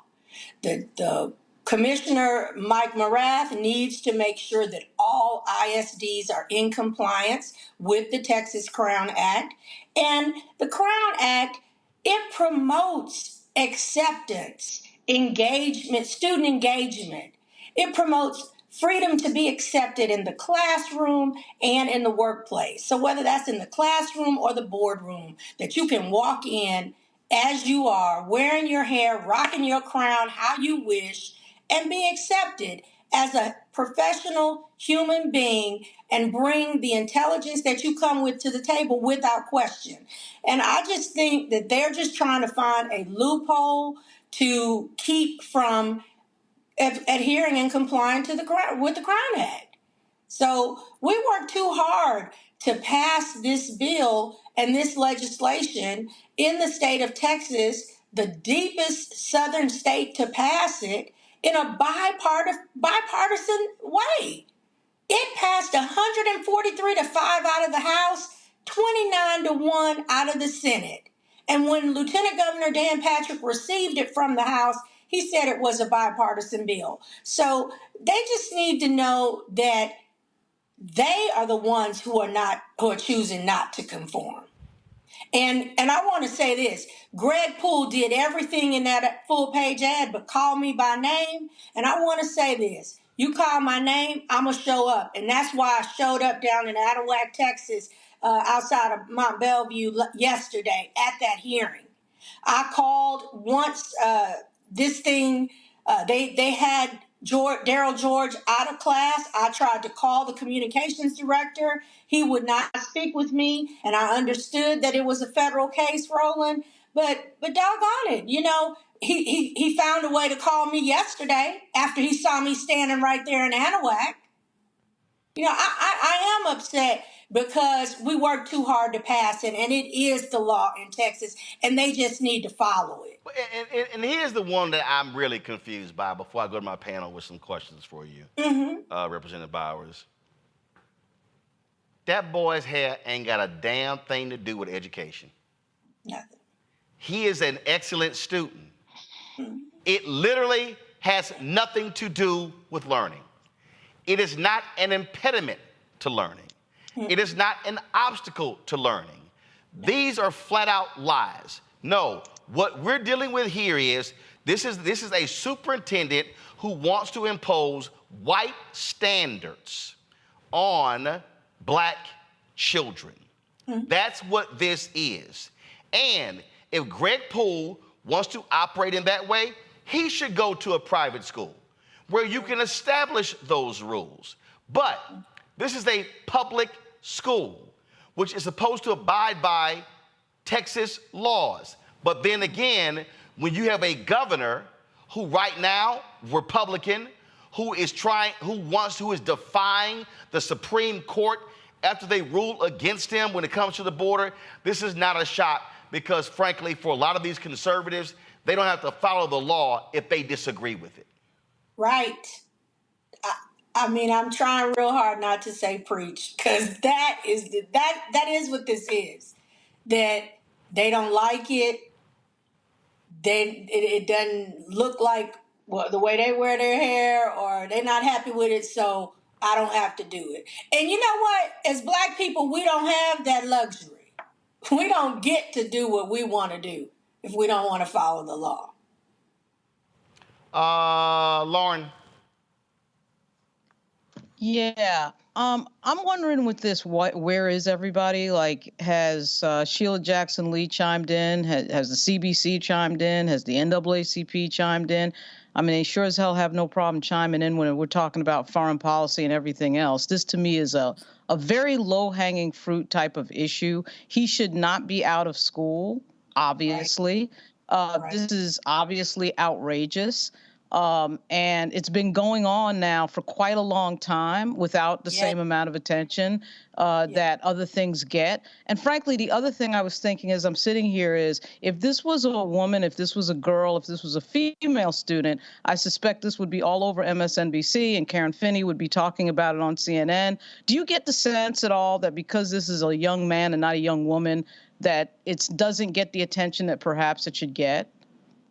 I do. I talked about this yesterday as well at the press conference. I said that gender and gender identity shouldn't matter in this case.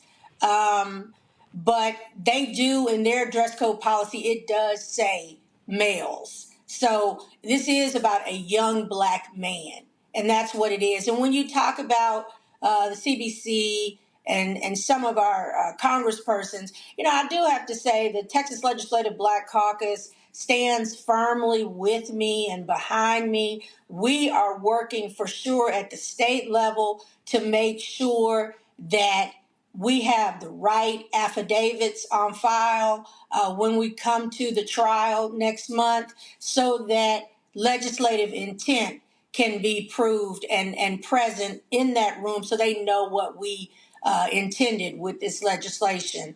And federally, when you look at it, in March of 22, the House passed their version of the Crown Act, but the Senate, U.S. Senate, held it up. So that's where we are with it. The Congressional Black Caucus for sure does stand by the Crown Act, and the Texas version matches the federal bill. So they are behind us, and if we have to ask for support from the federal level, we'll do that. My idea is not at all to go back in the 89th or 88th legislative session in 25 and amend this bill in any way. But I'm glad I'm up for re-election so that if I have to, as the author, that I can certainly be there and be the one to amend my own bill. Reese? Thanks. Representative Bowers, I want to thank you for your leadership on this. I don't have a question, but I would be remiss if I didn't make the comment that when he said conformity, what he really meant was assimilation. And this is just another effort at policing Black bodies and particularly Black hair. And I do want to say that Black hair is not dangerous. It's not threatening. It's not a distraction. It's not unprofessional. And so this young man deserves to be in school, not in some suspension type of activity or alternative schooling. This is something that's going to have an impact on him potentially long term. And I do applaud his parents for sticking with it and sticking with their convictions. And I applaud you as well. Now, I do have a question in terms of the school board. Has there been any engagement from them? As my understanding that the school board school boards in Texas select the superintendent. So is there any pressure being put upon the school board to make the superintendent fold on this issue? Well, it's hard to say. Thank you for that question because the school superintendent, he's got a lot of power in this community and people are afraid to stand up to him. And so at this point, we're having to work with the State Board of Education. Well, in fact, I just want to jump in here, Representative Bowers. Go to my iPad. This is what he put in his editorial. He said, we have had 2 school board elections in which candidates supporting our current dress code earned 88% and 91% of the total votes. The people who pay taxes in the Barbara Hills ISD are the voices we listen to. He said our school board's determination to be true representatives of the people and never lose sight of the goal of providing the absolute best public education a student can receive is what created the COVID-19 response that the passing of time has shown was the right approach for our students, blah, blah, blah, blah, blah. So, and so basically what he's saying is school board got my back, I'm good. Yeah, I will say this. My colleague, that represents Barbers Hill ISD, is working with us, and she's a Republican.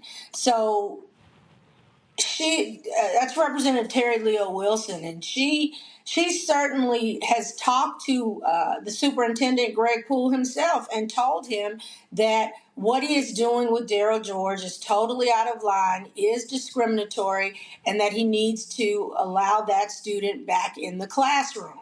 She herself supported the Crown Act, voted for it, and told him so. So for him to say that maybe his school board does support it, but the fact remains that it's a direct violation of the Texas Crown Act, and we are here to make sure that any bills and laws and legislation that we pass, that it is enforced properly and that it is adhered to. So I just want to say that, Darryl George is not a a distraction. He's not here to harm anybody or hurt anybody. He's ready to get back to classroom instruction and learning so that he can have the best quality of life and education. And they're stealing that from him. They are robbing him of his education and good quality of life in the community. And so I want to say thank you for understanding that his parent, Deresha, is doing the right thing. His mom is doing the right thing by not taking him out, especially since this is law now. You know, when this happened before with DeAndre Arnold, they chose to take those students, he and his cousin, out of the school district. So at this point, this is a real test of the Crown Act, and we're okay with it because we know that it will stand up in a court of law. We are the only thing about yesterday at that hearing that I wish the judge had done and Judge Kane didn't do is he wouldn't grant a temporary restraining order so that Daryl George could go back to school. Gotcha. Greg? Thank you, Roland. Thank you, Representative Bowers. I don't know why you Texas Negroes won't just do what a white man says. But at any rate, because Coach Poole, who's got a doctorate apparently and had leadership from Texas A&M, I doubt that he knows that Bantu knots actually kind of can extend down past your shoulder blades. But please don't let him know that. Well, I mean, you know, he's got an EDD, so I'm not sure. But I mean, I think, you know, it does. You know, he can't spell Bantu. And no question about it. No question about it. But it seems like this is just a piece of these Texas white nationalists attempting to challenge federalism. You know, when it's local and they like it, fine. If not, fine. And he's hiding behind his brother in the editorial, Mark Wilson, saying that he voted for the policies. But, you know, a couple of things I want to ask you as it relates not just to the Crown Act, but to other lawsuits. I understand that the families of DeAndre Arnold and Caden Bradford actually have a federal lawsuit, a civil rights lawsuit that's still active. And I read something where the attorney representing the George family said that white boys in that school district can wear their hair over their ears and collar as long as they don't braid it like a Negro. Yes, sir. There seems to be some selective enforcement going on. Any thoughts on suing the living hell out of this genius former coach who just isn't used to Negroes not doing what he says on federal issues, whether it be the Civil Rights Act of 1964, particularly as it relates to gender-based discrimination, racial discrimination, since white boys can wear their hair over their ears and by their collars as long as they ain't braiding it like a Negro? Any thoughts on basically not only seeing the Crown Act validated, but ripping their guts out in the federal courts around civil rights violations? Absolutely, because, you know, when we passed the Crown Act last session, it came to me after I got home, the dust settled. You know, be honest with you, Governor Abbott's had us in session all last year with 4 special sessions. But you're right. I realized that passing the Crown Act was just scratching the surface in civil rights legislation, and there's so much more. Oh, sorry, folks. We had a little snafu there, so we're going to try to get Representative back to finish her comment there. But at the end of the day, what we're seeing here, y'all, we see what's going on here. I mean, this is white supremacy in action. This is trying to police black bodies. That's what this is. Texas has 254 counties. This is the only school district that continues to give folks hell, and so they're trying to prove a point, and they're going to waste taxpayer dollars by going to court and fight this, and that's what you're seeing here. And so what you have here is you have people who are adamant they don't want to follow the law. It is no different than what we're seeing from the governor of the state when it comes to the border. And so hopefully, looks like we don't have Representative Bowers back, so I want to thank her for coming on. We're going to have her back on, obviously, next month when this goes to trial, and so we can't wait to see the conclusion. So let me go to a quick break, folks. When we come back, we're going to talk about Mitt Romney slamming Donald Trump when it comes to saying, don't pass immigration reform, anything to do with the border, because I want to run campaign on this here, and Republicans are falling in line. And I'll talk about that letter Governor Greg Abbott of Texas posted regarding the border as well. If you actually remove slavery, slide in immigration, sounds like a Confederate letter. Yep. You're watching Roland Martin Unfiltered on the Black Star Network. Grow your business or career with Grow with Google's wide range of online courses, digital training, and tools. Gain in-demand job skills with flexible online training programs designed to put you on the fast track to jobs in high-growth fields. No experience is necessary. Learn at your own pace. Complete the online certificate program on your own terms. Stand out to employers, get on a path to in-demand jobs, and connect with top employers who are currently hiring. Take one professional career certificate program or all 6. Earn a Google Career Certificate to prepare for a job in a high-growth field like data analytics, project management, UX design, cybersecurity, and more. All professional career certificate programs must be completed by December 31st, 2024. Scan the QR code to complete the application. There are 1,000 scholarships available. Grow with Google and J. Hood and Associates. Be job ready and qualify for in-demand jobs. I'm Faraji Muhammad, live from LA. And this is The Culture. The Culture is a two-way conversation. You and me. We talk about the stories, politics, the good, the bad, and the downright ugly. So join our community every day at 3 p.m. Eastern and let your voice be heard. Hey, we're all in this together. So let's talk about it and see what kind of trouble we can get into. It's The Culture, weekdays at 3, only on the Black Star Network. Hello, I'm Marissa Mitchell, a news anchor at Fox 5 DC. Hey, what's up? It's Tammy Roman, and you are watching Roland Martin Unfiltered.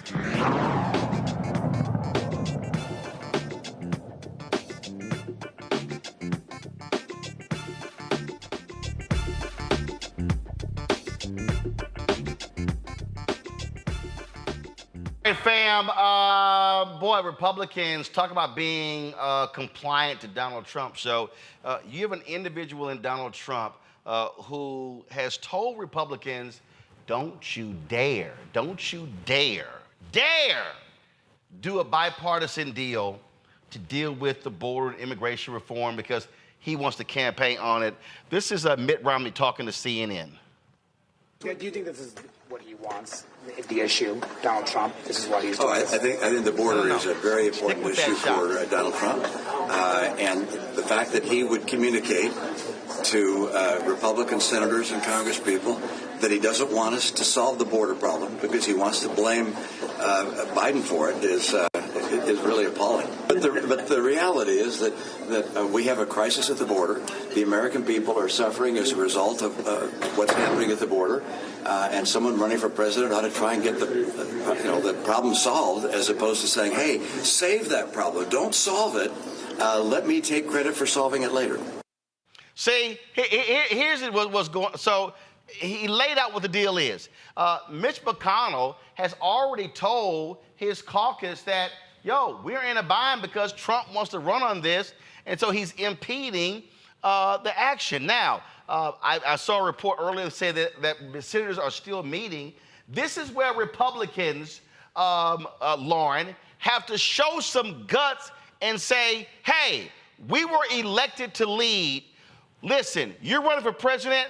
That ain't got a damn thing to do with our job is. We're going to continue negotiating on this deal. And for those Republicans who don't want to go along with it, guess what? That's on you. But they don't have those guts, Lauren. They will suck up to Donald Trump. And I'm telling you right now, Democrats should be hammering their asses every single day going, where you at? Where you at? We here. What y'all want to do? Where you at? Oh, I'm sorry. Your dear leader told you don't sit down and talk to us. I'll be wearing their asses out every single day. Yeah, well, this GOP is just an endless, bottomless pit of nothing. That's what they are, an endless, bottomless pit of doing nothing, of standing for nothing. And what's really, really amusing to watch is the part where you have certain Republicans complaining about the border crisis, blaming Joe Biden, and now their dear leader is the problem. Of course, he doesn't want to fix anything because, of course, he wants to use it for an election year. But to get back to what Reese said about two weeks ago, when you don't invest in communication strategy and you don't invest in communications or even really have a strategy of communications like the Republicans do, which they invest in misinfo and disinfo, and they also take the time to have their ecosystem of communications hammer out the same nonsense over and over and over again. That's how you win these conversations, even though you're dead wrong. So here they are, dead to rights, dead wrong in front of the nation. Now Mitch McConnell's trying to pretend that they're actually still working on it, which everybody knows they're not. Mitt Romney, of course, takes the freaking veil off the entire thing. And so they look stupid as they usually look stupid, but you have to have the communications mechanism to expose their stupidity, and the Democrats don't have that. They don't have that. And so watch what happens next. Here they have a golden opportunity to expose the GOP for exactly what they are, which is a party of absolutely nothing that stands for absolutely nothing. And yet, I bet you that they'll somehow figure out a way to blow it. I don't know that I'm right about that yet. I hope I'm wrong, but let's see. You know, Reese, I am a huge fan of The West Wing. It is one of my all-time favorite shows. And put me in a two box. Actually, just pull it up. Don't pull the audio. Let's pull the video up, Reese. And this is a scene right here, Reese, where there was a government shutdown on the show. And President Jed Bartlett was dealing with Republicans who control the House, and they weren't returning his phone calls. They were not meeting, and so his staff said, let's go to the Hill. And so what then happened was they got in the limousine and walking to the Hill. Jed Bartlett, he got out of the car and he was shaking hands and all that sort of stuff like that. And eventually what's going to happen in this video here, Reese, Jed Bartlett on the West Wing is going to go to Capitol Hill, and he is going to sit outside on the bench of the outside of the office of the Speaker of the House. Now, what was interesting in this particular scene, Reese, is that all the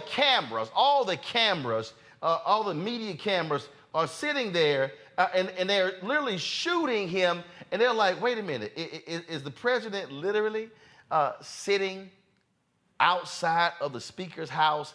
And they tried to suggest, some people, oh my God, he looks weak. No. What he did was he embarrassed them by going to them and daring them to open the door and to negotiate with him. This is the scene of him walking down the hallway. And again, all the cameras are there. And so he's going to eventually get to the Speaker's office. And he's going to knock on the door, and they're inside, and they're trying to figure out, okay, oh my God, he's what? He's outside. Do we actually answer the door? Do we actually sit down with him and negotiate? What do we do? Well, when they kept playing around, finally Jed Bartlett got up and left and went back to the White House, forcing them to have to come to him to hammer out a deal. Now, I know somebody is watching. Stick with the video. I know somebody is watching, and they're saying, well, Roland, that's television, that's fiction, that's not. No, that's exactly what President Biden should do, or he should send Vice President Kamala Harris and dare them to leave her or him sitting on that bench waiting as they sit inside. Dare them to actually negotiate a deal. Challenge them where they are and say, y'all have been saying, oh, go to the border. You haven't done anything. And guess what? We are here. We are ready. You need to defy Donald Trump. If you say you care about the American people, then why won't you do something about it? To me, that'll make some damn good TV. Well, it's quite theatrical what you just outlined there. And I don't think that Democrats tend to dabble too much in theater in the same way that Republicans do. Republicans understand that you don't let a good crisis go to waste, and they know how to capitalize off of chaos. That's why you have these Republican governors trafficking human beings, migrants across the country, dumping them in places where they don't have the resources, and twisting the arms of Democratic mayors and governors. I think that, as appalling as Eric Adams can be on many things, he at least had enough sense to file a lawsuit, fight back against the bus companies to make it appear as though he's trying to do something to stem the crisis that is being inflicted upon his city because of the Republican governors trafficking migrants to his area. I think the big thing is the immigration issue is a losing issue for Democrats, to the extent that they can win back some people who are disgruntled about what's happening with the immigration crisis. You're going to lose people who are more so pro-immigration, or at least pro-humane treatment of migrants. And so that's why they're being very mute and very hands off in terms of the coverage and the messaging around what's happening with immigration. And they have to figure out some sort of sweet spot to not necessarily elevate the issue beyond where it already is, with Republicans taking advantage of it, but also seeming like they're doing something. And we talked about this a few weeks ago. I don't know that they are doing much. I mean, I know statistically speaking, border crossings are down. Deportations are up compared to even how many people Trump deported. But those are not the kinds of things that they necessarily want to advertise, because they don't want to alienate certain aspects of the Democratic base. So this is a very thorny issue. But one thing Republicans have figured out is they rarely, if ever, get penalized for incompetence, for obstruction, and for not solving things. And Democrats, on the other hand, do get penalized for not fixing the world with the stroke of a pen. Look, here's the deal, Greg. I get all of the hand-wringing, but frankly, I think it's weak. At the end of the day, if I'm the Biden administration, you damn right, I'm going to announce how many people we deported last year, which was an increase from the previous year. I'm also going to say Ronald Reagan signed an amnesty bill into law. I'm going to say that the immigration issue has not been a problem for the last 3 years, or for the last 7 years, or for the last 10 years. It has been a problem for the last 50 years. And so then what I'm going to do is speak about it broadly and lay out the various things that must be done. But what you can't do is just run from it. And you got to have the guts to challenge people like Texas Governor Greg Abbott. This is the crap that he sends out. This letter right here saying the federal government has broken the compact between the United States and the states. He's going on and on and on with this BS. Now you've got, 15, 16 Republican governors. I stand with Greg Abbott. You've got Representative Chip Roy saying Governor Abbott continued to defy the Supreme Court. Speaker of the House, Mike Johnson. This is when you are President of the United States. And again, if I could use another movie, American President, when Michael Douglas said, I am the President of the United States. And when you say is no state is going to usurp the Constitution, you are going to follow. And then you begin to say, Greg Abbott, if you want people in your state to follow the law, call yourself law and order, well, then you abide by the exact same laws, and the Supreme Court has already decided. You challenge them that way. And then you say, and then I dare say this here, what President Biden should do, he should say, fine, Donald Trump, you want to come back into the Oval Office? I invite you to come down to the U.S. Capitol for the meeting as well. See, you call their bluff. You challenge them. You don't play footsie with them. You swing. You swing hard. Because, yes, if you look at the polling data, Republicans are polling strong on immigration. But guess what? It wasn't fixed when Trump ass was there for 4 years. It wasn't fixed when George W. Bush was there for 8 years. It wasn't fixed when George H.W. Bush was there for 8 years, when Ronald Reagan was there for 8 years. And so you invoke all of them. But you got to be willing to fight, and you can't be wishy-washy on this thing. No, Roland, I don't think that there's an answer really to this, because it has been framed. Immigration is a problem. That is the framing. That is a lie. That is incorrect. We, of course, are the largest population of forced immigrants in this country, having been brought here against our will. And everybody but the indigenous people is an immigrant. I won't even get into why you shouldn't be calling Mexicans immigrants. First of all, I was just reading the Washington Post story last night about the BS about the Alamo, and all them white folks who came to Texas when Mexico was running were actually immigrants. Absolutely. In fact, as your friend Gerald Horne, as you have talked with him, and I have as well here on this network, with the counter-revolution of 1836. These are cold-blooded white nationalists. And as far as I'm concerned, Jim Bowie had enslaved Africans in the Alamo Fort, and if we knew our history, we'd be cheering for the Mexicans. But of course, this is where the problem comes up. You're talking about white nationalists. The Democrats are soft white nationalists, and the Republicans are the hardcore white nationalists. And in this case, as always with foreign policy, it is nativism that is driving this. Now, if there is a United States of America in 100 years, it's going to be very different than the one that is here today. And we're going to look back on this moment as perhaps the death knell of white nationalism in this specific regard. Federalism, protecting white nationalists, worked in the Civil War. It worked in the so-called Civil Rights Movement. But this has never gone away. There is no immigration policy in the federal Constitution. The Immigration and Nationalization Act of 1965, following an earlier iteration in the 1920s, is when they got worried about immigration because it began to be less white. And the Italians and Jews. Boom. Sustained. Exactly. But sustained. But 100 years from now, when white people might be the largest minority group in a majority, quote unquote, minority country, this is going to be a very different conversation. Now, how does that speak to today? Joe Biden can't take the position that immigration is good for the economy. Now, we just saw today numbers released. The economy is booming. GDP is up. Now, that doesn't hit everybody's pocketbooks in the same way because a majority of these fools trust Donald Trump to handle the economy better than Joe Biden. So we know this isn't about information.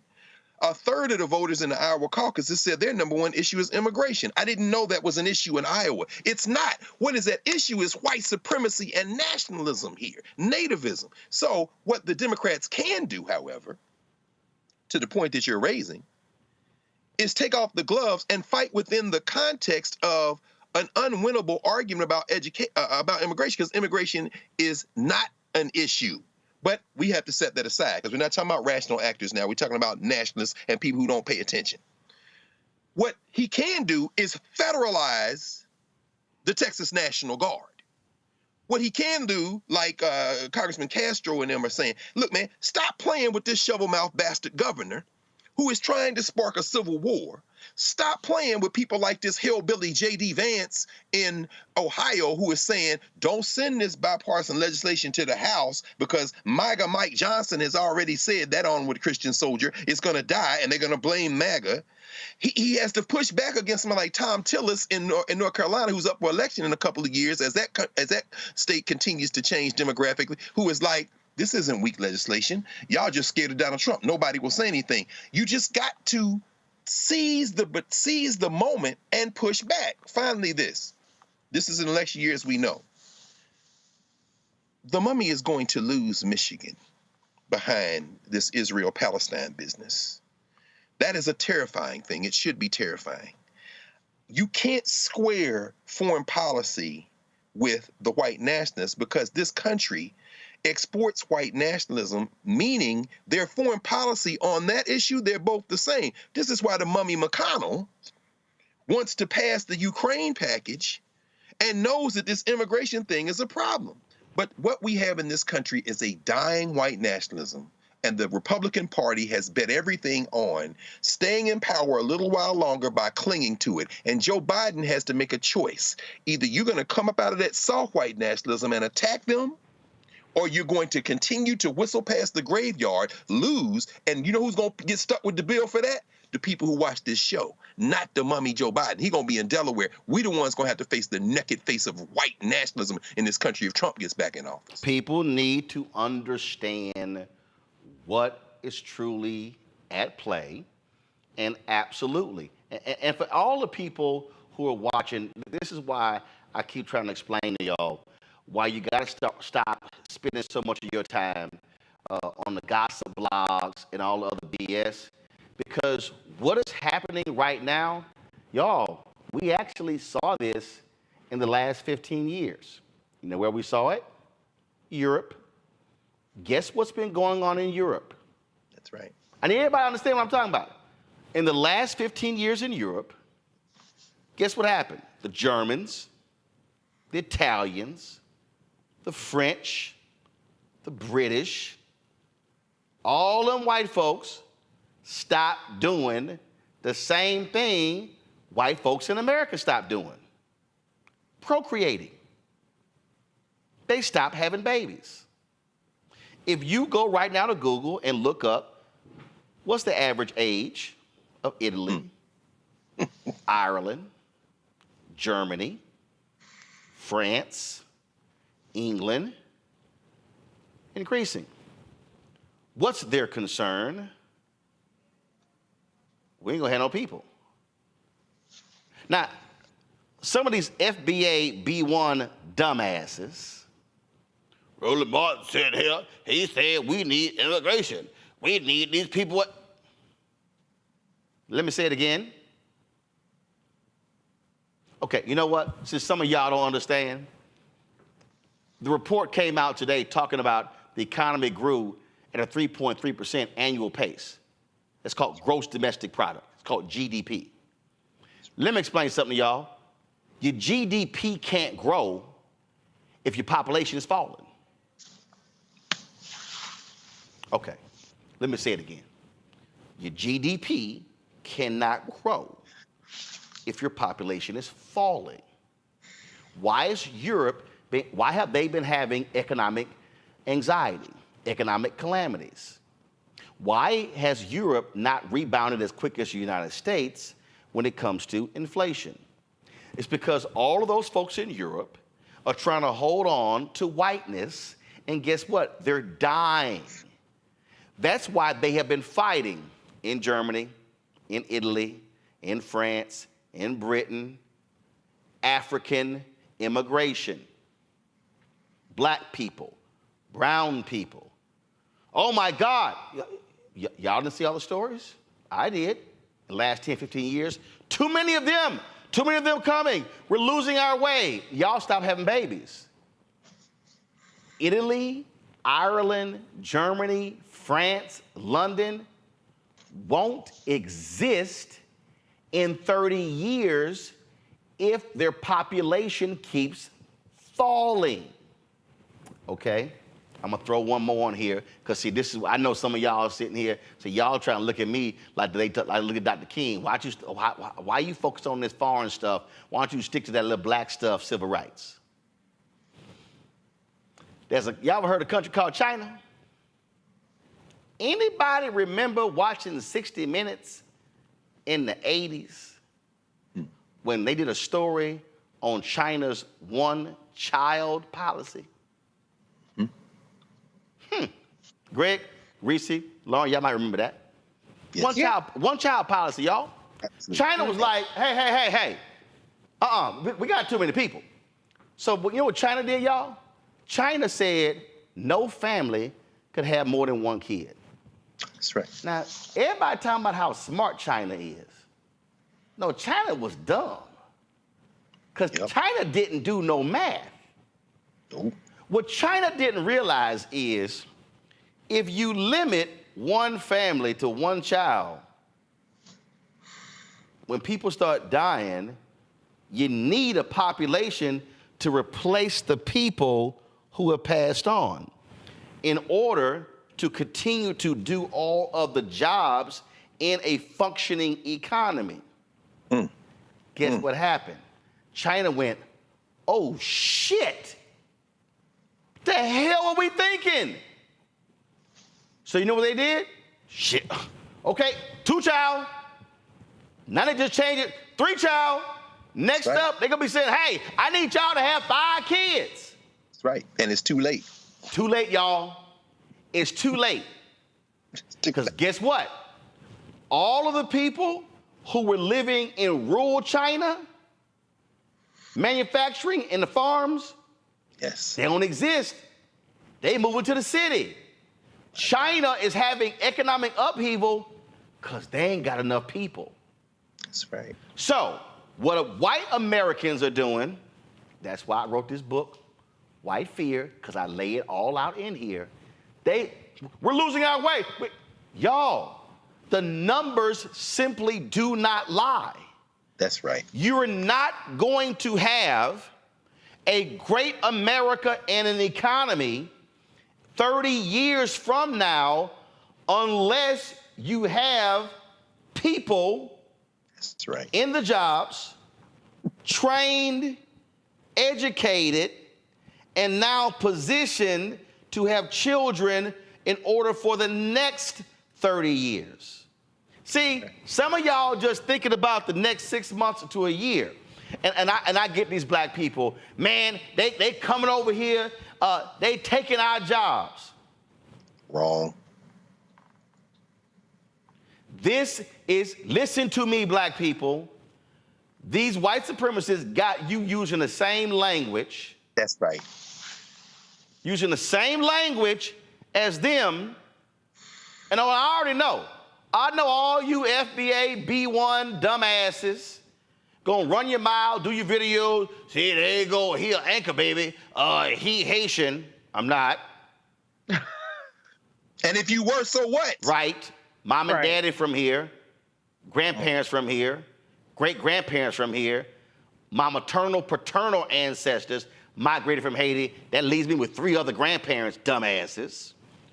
But, oh, and by the way, for all you dumbass FBA and B1 people, black immigrants account for 10% of the U.S. population. And so when we're talking about congressional seats and we're talking about apportionment, and we're talking about census dollars and stuff along those lines, guess what? Those black immigrants are included. So you're going to want that 10%. Because, see, you're going to want the number of folks who are black immigrants who are in Minnesota. You're going to want those black immigrants in Houston, largest Nigerian population. You're going to want those black folks from Liberia, black folks from Bermuda. See, this is when I need our people to stop listening to YouTube economists. Come on. TikTok anthropologists and Instagram political scientists to understand the larger picture what we're dealing with here.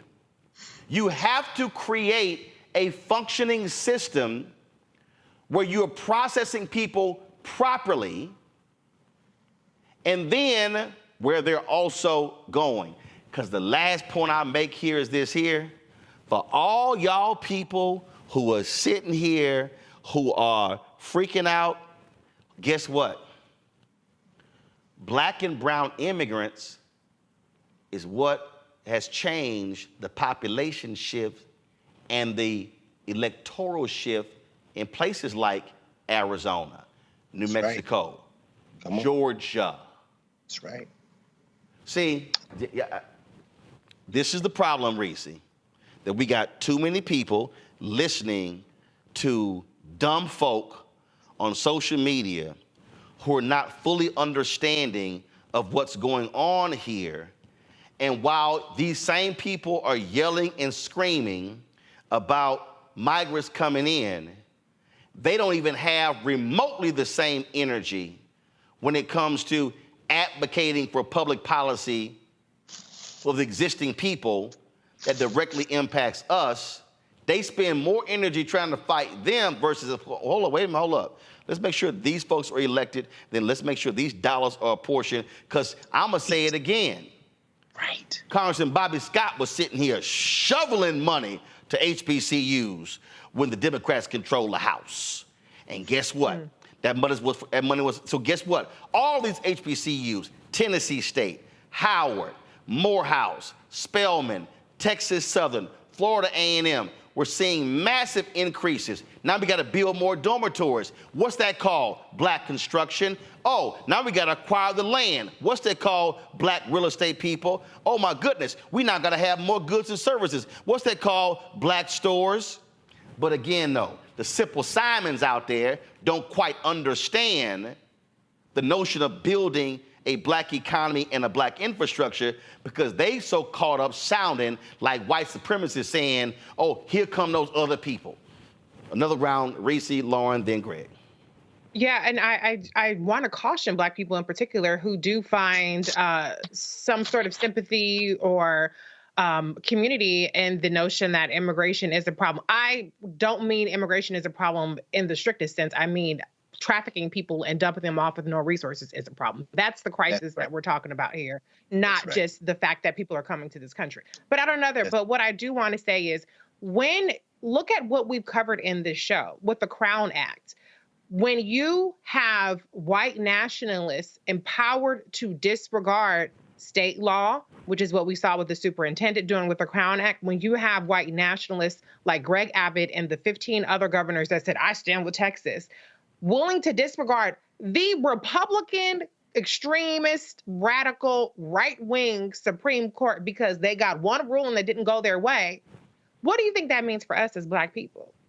Don't find community and don't find a hero in the people that are attacking your citizenship right now, that want to strip you of your right to be a Black person in the skin you are in, with the hair that you are, going to the ballot box, going to the schools, going to do whatever you want to do, who want you to conform, who want you to bow down to them when they pull you over for a damn traffic stop or whatever. These are not the people that we want to empower under the guise that they're going to solve immigration, because as we're seeing the discussion kicked off, they don't really want to solve immigration. They want it to be a hot button issue so that they can continue to grab more power. Now is not enough because they have the House, but they don't have the numbers they need in the Senate and they don't have the White House. So they're just bidding their time using this issue as a hot button issue to further empower themselves, on the state level, to disregard federalism, disregard the courts, to do anything they want to do. It's not going to stop with immigration. It's going to keep going and going and going. It's already done with women's bodies. Black people, we are always ones to get it the worst. And so be careful what you wish for with these Republicans saying to hell with Biden, to hell with what the Democrats are talking about. We're going to take matters into our own hands. That's not something that I would ever usher in if I had a choice. Lawrence. That's right. You know what? I think that even though it's certainly true that we can get lost in this idea of some of these bad arguments, these bad faith arguments the Republicans make with regard to immigration, I mean, there is a lawsuit in Chicago. 3 Black Democrats are bringing up the fact that the migrants who were bussed in by Greg Abbott into Chicago are getting certain social services that they're arguing that the Black community should have been getting for years. And I'm not sure that that's a bad argument. I haven't read their lawsuit yet. But even though on its face it sounds like something that a Republican would say, I think we do have to figure out this complicated issue of what we're doing with folks who are not legal citizens in the United States. But these cities are, of course, trying to take care of people because they're trying to be humane, in New York and Chicago in particular. And as somebody who's been in New York a lot over the last 2 months, that's a really difficult question. You know, what do you do with non-citizens that do have to be taken care of? And through really no fault of their own, this gimmick of being bussed in was, you know, absolutely crazy. But at the same time, when you see social services going to folks who are not citizens and you're a citizen of the country, particularly African Americans, I mean, we are the group that has been screwed over for 405 years.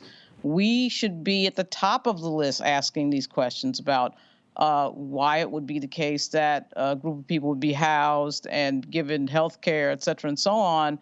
You know, our community a lot of times disproportionately does not get those services. So I think those are fair questions. They're complicated questions, but I don't know that we should get caught up in being afraid to ask those questions, even though they sound like something that some MAGA Republican might ask in Congress. But those questions still have to be answered. You know, I do think that there's a lot to unpack on a lot of the social questions we have. And what complicates that is when you have, you know, bad faith actors, and obviously Donald Trump involved is incredibly unhelpful. But at the same time, there's some things there that need to be dealt with. Greg? I agree with Lauren.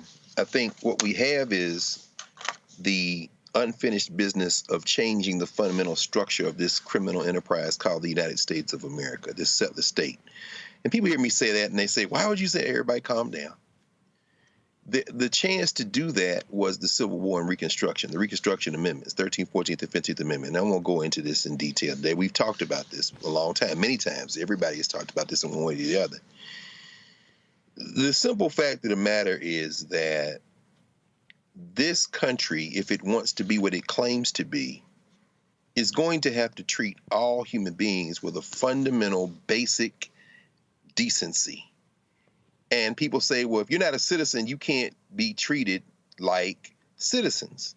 That's simply not true. When you read the 14th Amendment, Section 1, the Privileges and Immunity Clause, it says that, nor shall any state deprive any person of life, liberty, or property without due process of law. They made up substantive due process in the slaughterhouse cases. That's a story for another day. This is judge-made law. And if you read what Ketanji Brown Jackson has been saying in her short time on the bench, she's committed to this rereading that will be true to the nature of those Reconstruction Amendments, which is, as far as Black people are concerned, when the United States begins as a constitutional enterprise. It's not George Washington and them. It's in the smoke of the Civil War.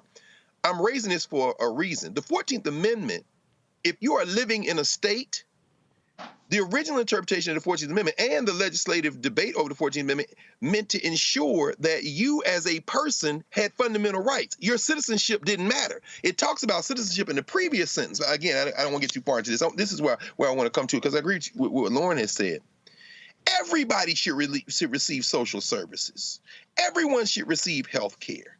Everyone. The Democratic Party has betrayed its ostensible founding principles when it says that it's going to look more and more like this corporate Republican Party, which brings me to the point that the expiration of the Tax Cuts and Jobs Act, a lot of those provisions are going to expire in 2025. This is the stuff that Trump and them pushed through with Brennan, Tim, mission accomplished, Gerber, baby, Bucktooth, whatever, Mushmouth, Scott standing behind him with Paul Ryan and them in the Rose Garden as they gave away stuff to billionaires. When those provisions expire in 2025, the Brookings Institution released a report late last year that said at least $3.5 trillion can be generated in revenue by reforming the tax code in 2025. Again, why this election is important. Biden and them have been pushing for this. If you simply restore the corporate tax rate to 28%, and this goes back to the gladiator invader of Grenada, Ron Reagan, and Bush and everybody else, and then Barack Obama and them too scared to deal with it, and then here come Trump and them giving the store away. If you simply restore the corporate tax rate to 28%, that raises $1.3 trillion over the next 10 years. And guess what? Those dollars can now can be used in part to put a floor under everybody. You don't want Black people who are citizens of this country and immigrants from other places playing oppression Olympics. That only serves the billionaires and these poor white people using the N-word, shooting through increasingly fewer teeth in their mouth because they have no health care. This is a game where conflict like that only supports the rich, and those are the ones who are gaming the system. If the Democrats are too scared to take that position, then damn it, at the state and local level, people have to make another set of choices. But this is not going to be resolved. If it's not going to be resolved peacefully, it's going to be conflict in this country. But there's enough for everybody if this country is committed to that. We know it's not now, but we have to be the ones to say, stop. We can make sure that it is. This is very basic, folks. Republicans have been ranting and raving, go to the border, fix the border, fix the immigration problem.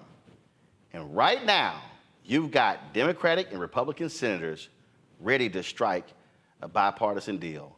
And Donald Trump goes, wait, don't you touch that, because I need immigration as a campaign talking point.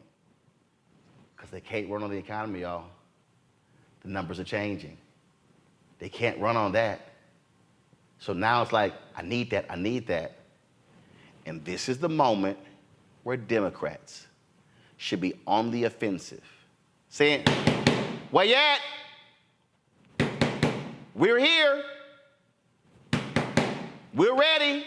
In fact, I will say it, Congressman Hakeem Jeffries, I say Senator Chuck Schumer, go to the border, have a news conference and say, where you at? See, again, they have been punking Democrats Yeah, Vice President Kamala Harris, you're supposed to be the border czar. What you doing? Where you at?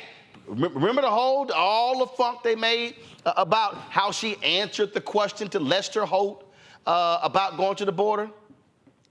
This is when you go on the offensive and you say, oh, y'all don't care about the American people. Y'all don't care about this issue.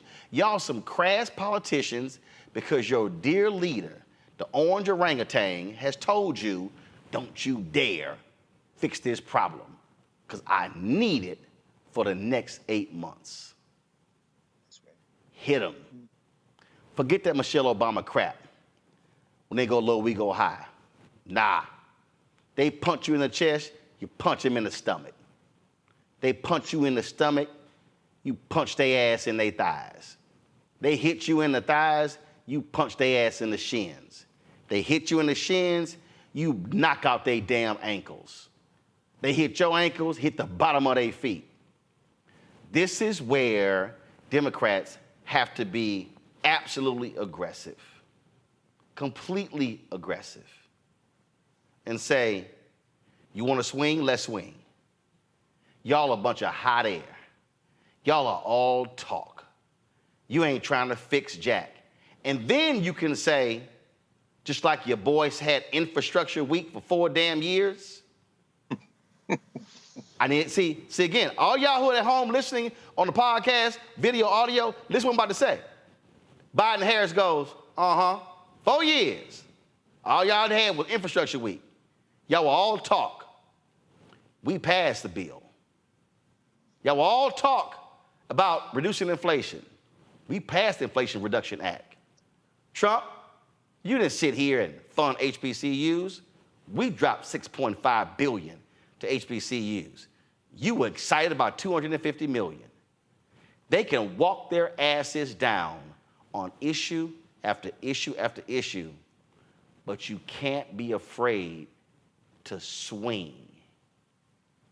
And then if I'm Biden, I'm like, you focus on my age, I'm focusing on getting stuff done. They should be hammering every single day. They should be sending out administration officials, not campaign officials, administration officials. Democratic leaders in the House, Democratic leaders in the Senate, Democratic governors, Democratic mayors should be saying, you sorry, do-nothing Republicans, all you're doing is kissing the ass of Trump and not fixing the problem. Who do you work for? The American people, or do you work for that orange one indicted 4 times on the 91 counts? Yeah, that's how I would respond. I would be hitting every Sunday show this weekend, every show on Saturday. But you also got to have a coordinated attack. And let's see if y'all up to it. Because we already know what they're going to do. They've already made it clear what they're going to do. That's right. They want to run on the issue. You say, we came here to get stuff done and to fix stuff, not to kiss Donald Trump's behind. We shall see what they do. Lauren, Greg, Reese, I appreciate it. Thank you so very much for being with us on the show today. Thank you so very much. Folks, that is it for us. Be sure, I'll be broadcasting tomorrow from Toledo, Ohio, because on Saturday, I'm going to be speaking at a conference there. I'm on there Saturday morning, so I got to fly in tomorrow. And so if you're in Toledo, I'm going to be at the University of Toledo on Saturday for a moderated conversation with regards to their conference there. It's the annual Toledo Excel Conference for Aspiring Minority Youth, the 40th annual conference. And so look forward to that. Again, moderated conversation between myself and Black Thought, followed by an audience Q&A. So looking forward to that, folks. Don't forget, support us in what we do, y'all. Y'all know how I roll. I'm not sitting here spending my time on no silly little stuff. If y'all saw my Louis Gossett interview, we were discussing real stuff, substantive stuff. I just don't have any patience, any tolerance for the gossip and things along those lines. And so that ain't what we do. So if it means that we don't have the same number of views as other folks, then so be it. But we're going to keep talking the real stuff that matters to our people, the information that you need, that can feed you, enlighten you, educate you, and not just entertain you. So support us in what we do. Join our Bring the Funk fan club. Again, we want you to support us. I'm telling y'all, and I'm not lying, y'all, okay? I was at the TV One, I was at the Urban One Honors on Saturday, ran into a couple of agency people, and I'm like, y'all ain't gave us a dime. I said, nothing. We've been meeting with y'all for 3 years, and nothing has transpired. Those two agencies I ran into, y'all, those two agencies represent 100 billion of the 340 billion spent every year by advertising. And I told them, y'all ain't giving us a damn dime. So when I say we're fighting that good fight, we absolutely are. So your support is absolutely critical. I just can't tell you, because none of this stuff is free. None of this stuff is free. Last week, some of you rightfully were complaining, and I agree, when our feed got cut off. So we had to get a whole new streaming server because the Clearcaster, they stopped servicing that, so we had to go get the Teradek servicing. Y'all, that was, what was the number? $18,000, $20,000? Yeah, I had to drop, like, y'all, we spent about $8,000 a couple of years ago on the Clearcaster. We thought we were good. They hit us in the middle of the year, hey, this has been discontinued. So we had to turn around and drop $18,000 for the new encoder to kick the message out. And then we were having some issues with that, and of course our fiber. And understand, y'all, we're paying for fiber and Wi-Fi. Fiber and the Wi-Fi, those two alone cost us almost $5,000 a month. Because we need a high enough gigabyte and we need a high enough speed to be able to, so we don't have anything that breaks up. So that's real. Those are real, absolute dollars. And that doesn't even include staff, being able to rent the facility, all those different things like that. We ain't broadcasting from the basement, from somebody's mama's kitchen table. We're doing real stuff, real production. Not only are we on YouTube, we also have our Black Star Network app. We also have 4 fast channels. We're sending our signal out. We created our 24-hour streaming channel. So we're building something. And in this election year, what we cannot do is have outlets that are talking to crazy folk like Vivek Ramaswamy and not talking about our issues. I don't care about people like that. Our stuff matters, and we gotta have a place that we own and control where we don't ask permission to talk about the things that matter to black people. So send your check and money order, P.O. Box 57196, Washington, D.C. 20037-0196. Cash App, $RM Unfiltered. PayPal, R Martin Unfiltered. Venmo is RM Unfiltered. Zelle, Roland at RolandSMartin.com, Roland at RolandMartinUnfiltered.com. Of course, you can download the Black Star Network app, Apple phone, Android phone, Apple TV, Android TV, Roku, Amazon Fire TV, Xbox One, Samsung Smart TV. As I said, you can check out our 24-hour streaming channel. We're available on Amazon News. Go to Amazon Fire. You can pull it up right there on News. You can tell Alexa play news from the Black Star Network. You also can watch us on Plex TV. That's right. You can watch us on Amazon Freevee and Amazon Prime Video. So when you go to Amazon Prime Video, click Live TV. When you go under News, guess what? We're right there along with MSNBC, NBC, CNN, all the rest of them. I want to thank Lois Beasley, Shalina Rogers, Jennifer Jones, Willow Howard Rogers, Kenrick Burke, Leslie Harrell, Alan Evans, Shanette Richardson, Sean Houston. All of them gave during the show today. Tanya Williams, I appreciate that. Yesterday and last night, we had Bernard, Celine, again, Vunu Holiday, Carolyn Anderson Bush, Leonard Moses, Douglas Burt, Donna Fields, Allison Caraway. We had Bernard, Silver Days, Khadijah, Gary, Wendy Isom, Sharon Bland, Dwayne Hairston, Jacqueline Parker, Kendrick Langley, Adrian Fuller, Crystal Sovereign, Carla Taylor, Marigold Media, Javian Williams, Margaret Gahutu, Lois Beasley, Alfred Richardson, Denise Wright, Jay Mercer, C. Kelly, Akeem Smith, Brian Hall, Randall, Clara, Achalafu,